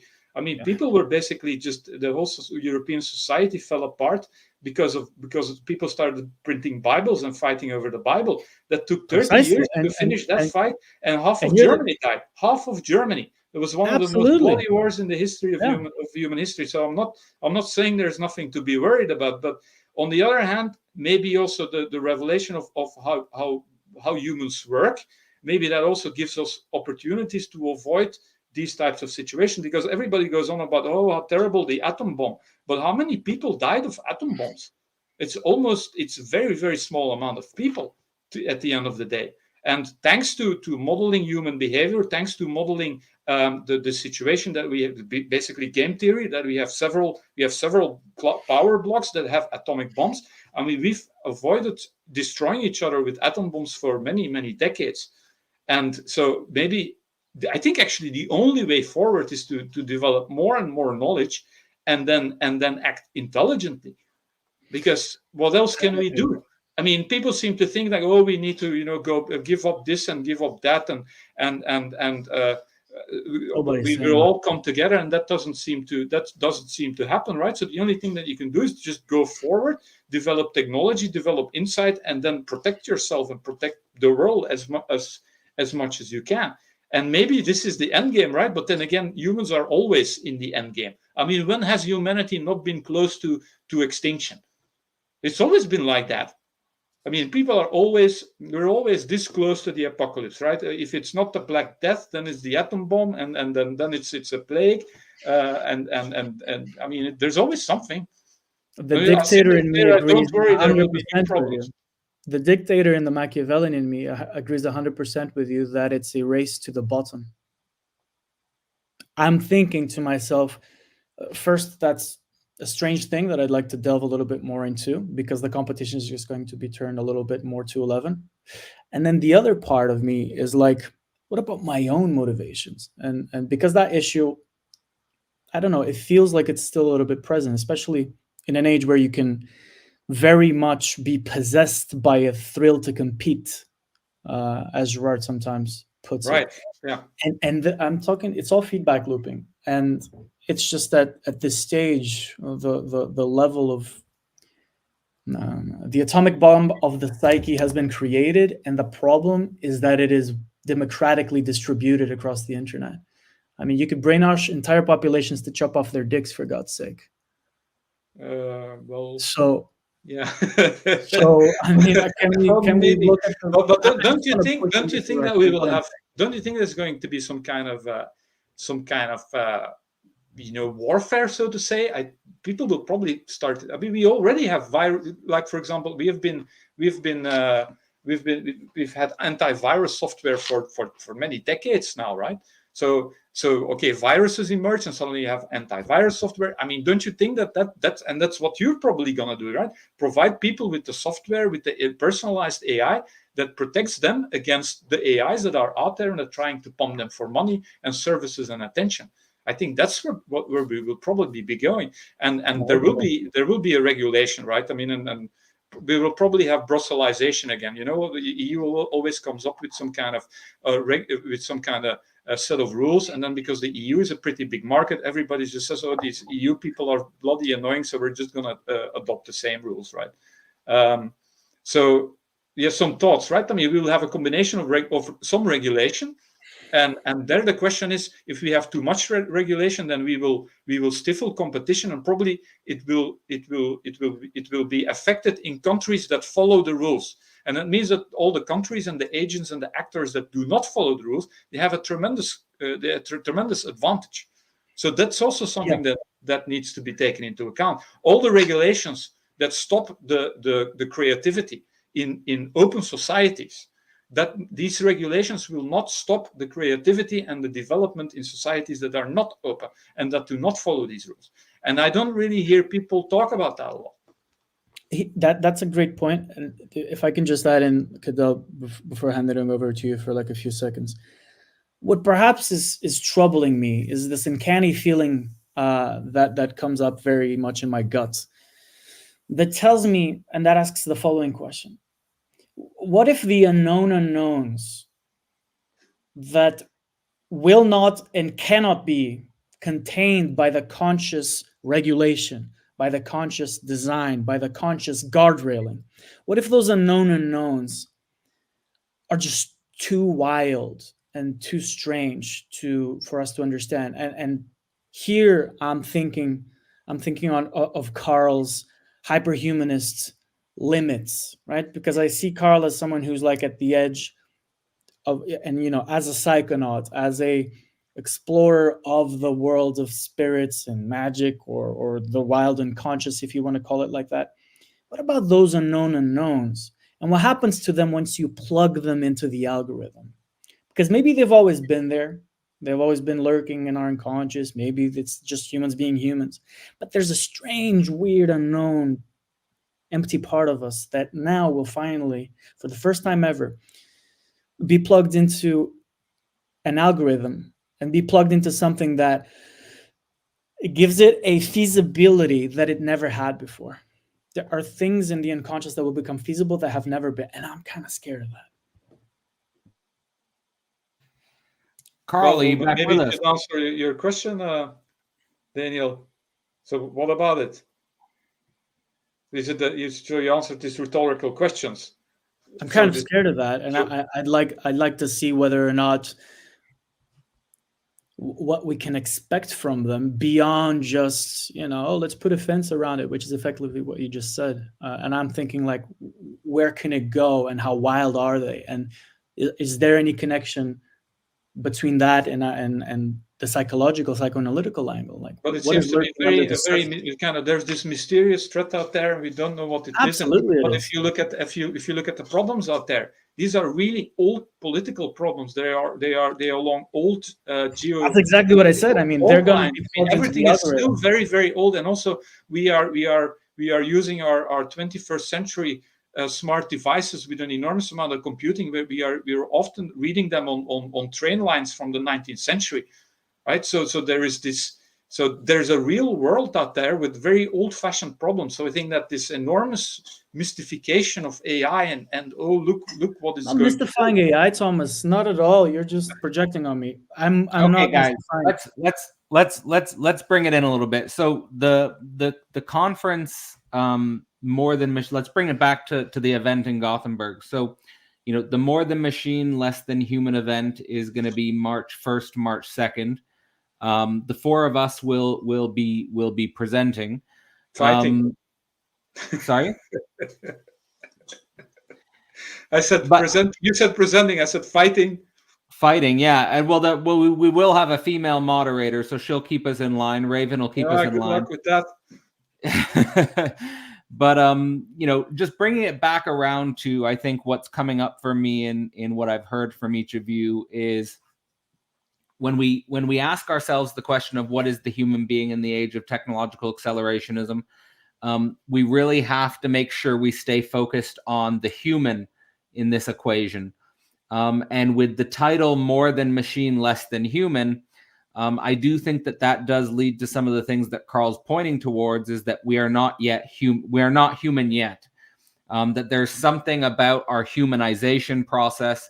There's something about our subjectivization process, which we need to pay more attention to. So as sort of like a closing reflection for this live stream, maybe could each of you give us a sense of how you might want to approach that question, or how you might want to approach that angle as we head into the Gothenburg event itself? I mean, what does it, I guess my concrete question here would be, what does it mean to engage this process of putting the human front and center, not losing sight on the human relational dimension, and perhaps engage in the process of increasing subjectivization, increasing humanization?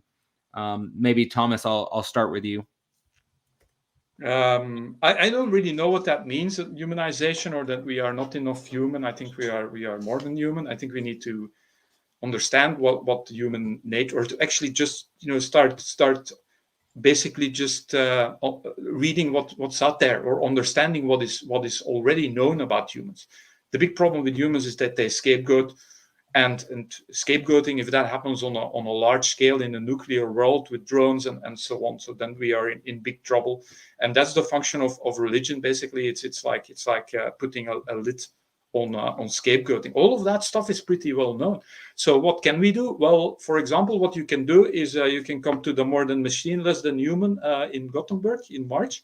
And that means that you will hear some people who have a pretty interest, or I think they're interesting. That's why I'm coming there, to hang out with Carl and you, Cadel, and with Daniel, and have a good discussion, and hopefully disagree about some things, because that's where the goal is, right? If you start disagreeing about things, and look at it like that, look at it like this. But you also come together in real life. There will be an opportunity to just hang out with us and have a beer with us, and just, you can tell me, Thomas, you're totally wrong, and I hate listening to you on YouTube, and that's just possible. So it's not just people talking on YouTube and on a screen, but you can actually show up in real life. Hopefully, not come to blows, but it can come to verbal blows. And I think these types of events are extremely important.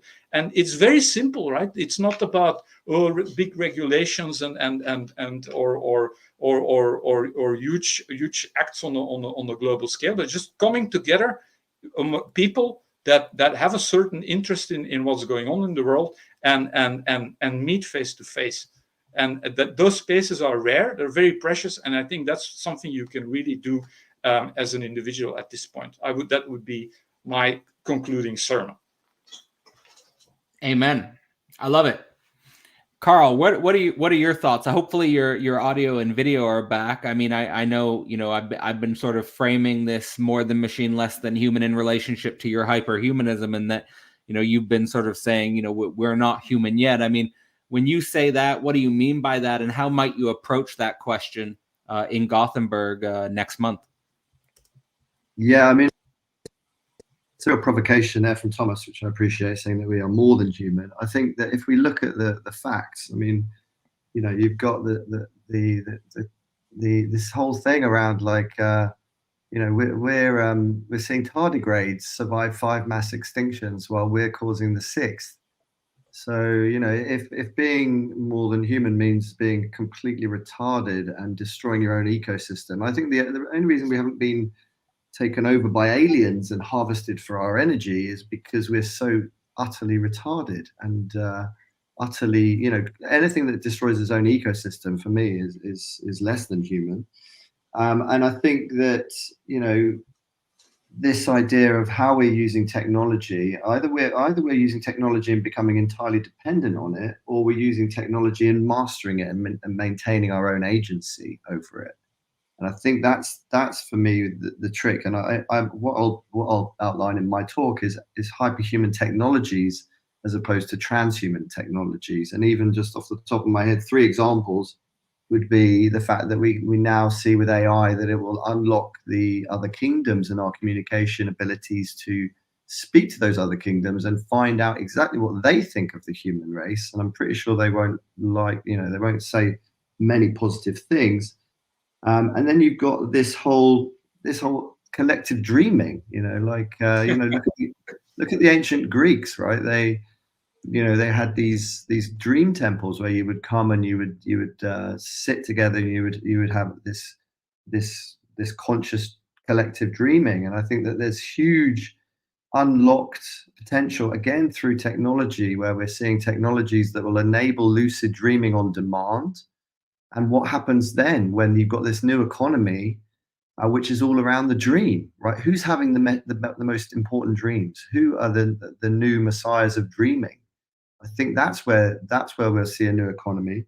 And then thirdly, I think that we're already seeing AI unlock 100,000 new compounds, which will massively, as Daniel says, massively expand our kaleidoscopic repertoire of subjectivity. So I think that's the point, that we don't go down a transhumanist route, which is all around just accepting that we are going to become machines. I think that, Ebert and his famous meme is like, the machines don't like it, just get in your lane. Yeah, I mean, it's always a psychedelic trip to listen to your vision, Carl. And it's always something where I constantly confront surprise, like specifically in regards to the capacity to communicate with other animal kingdoms and stuff like that. So I'm definitely looking forward to your presentation and also sort of what surprises you'll bring to the portal this month for your session on hyperhumanism this February. So I'm looking forward to that a lot. Fraga, what's sort of your concluding thoughts about and where are you heading in this idea of focusing on the human in the context of perhaps ontological design or other associated topics? Yeah, So I think that the real unknown here, the wild card, is the human. The human is the unknown and the danger. I think more today than before, because we are learning, for many reasons, but the one that I'm focused on is that we're learning previously unknowable things about ourselves. Unknowable, as in that wasn't a means to look as deep as we can look now. And this opens, like I was saying, radical new views or vistas for creativity, for subjectivity, for spirituality, for society. I mean, the canvas is exploding. And precisely because of that is that I say that this is not about machines. This is about humans and what we want to take them to, us to. And it's about this loop that this wild system called humans, especially in its most unknown parts, has been plugged into a machine that can explode its possibilities massively. So to prevent apocalypse, to create the new religions, to go to the stars, to enjoy ourselves, to destroy ourselves, there's no other way than to be deliberate about how we think about these new technogenic possibilities. There's no other way, there's no framework that a priori we can place and we can say, if we only all did this, it will work. And for me, this is the limit where philosophy ends and praxis begins. And by praxis, I mean craft. I mean methodical craft. I mean investigation. I mean design. At the end of the day, so for me, it's very hands-on, and I think that that's where I take my, practice and where I take my design, and that's where I will also attempt to take this talk about ontological design, because that's my modicum of agency, and that's how I choose to exert it. And I think it's as a statement that in and of itself has also philosophical meaning. All right, guys, I'm really looking forward to getting together with you in March. Again, the links are in the description for the Gothenburg event. More than machine, less than human. I do want to echo what Thomas was saying about that. This is not just a situation where you've got four guys talking on a YouTube screen. This is sort of a part of a network which has a common history, not just online, but physically. These are a group of very eclectic, very inter or transdisciplinary thinkers who are not only interested and focused on the real, but are interested and focused on the real in a way where we're sort of committed to building spaces where you can actually meet, talk to us, like Thomas says, have a drink. But again, this is not just a virtual gathering. This is going to be a physical event, and we're committed to continuing to build out physical events. We're kind of post or extra institutional network, and focused on asking sort of questions at the very center, at the very nexus of fundamental mysteries about the relationship between humans and technology. I'll say for this live stream, this has been a very experimental live stream. You could expect probably one of these a month, in celebration for the first month of Philosophy Portal's live event space. This live event space is basically called the Portal. It's an experiment where we hold 4 live events every month behind the gated community at the Portal. The first month was focused on Libido, so we had the Libido live stream, and sort of in the thing in itself just had a reflection on what was coming up for the community in this month. In February, we'll be focusing on the concept of communism.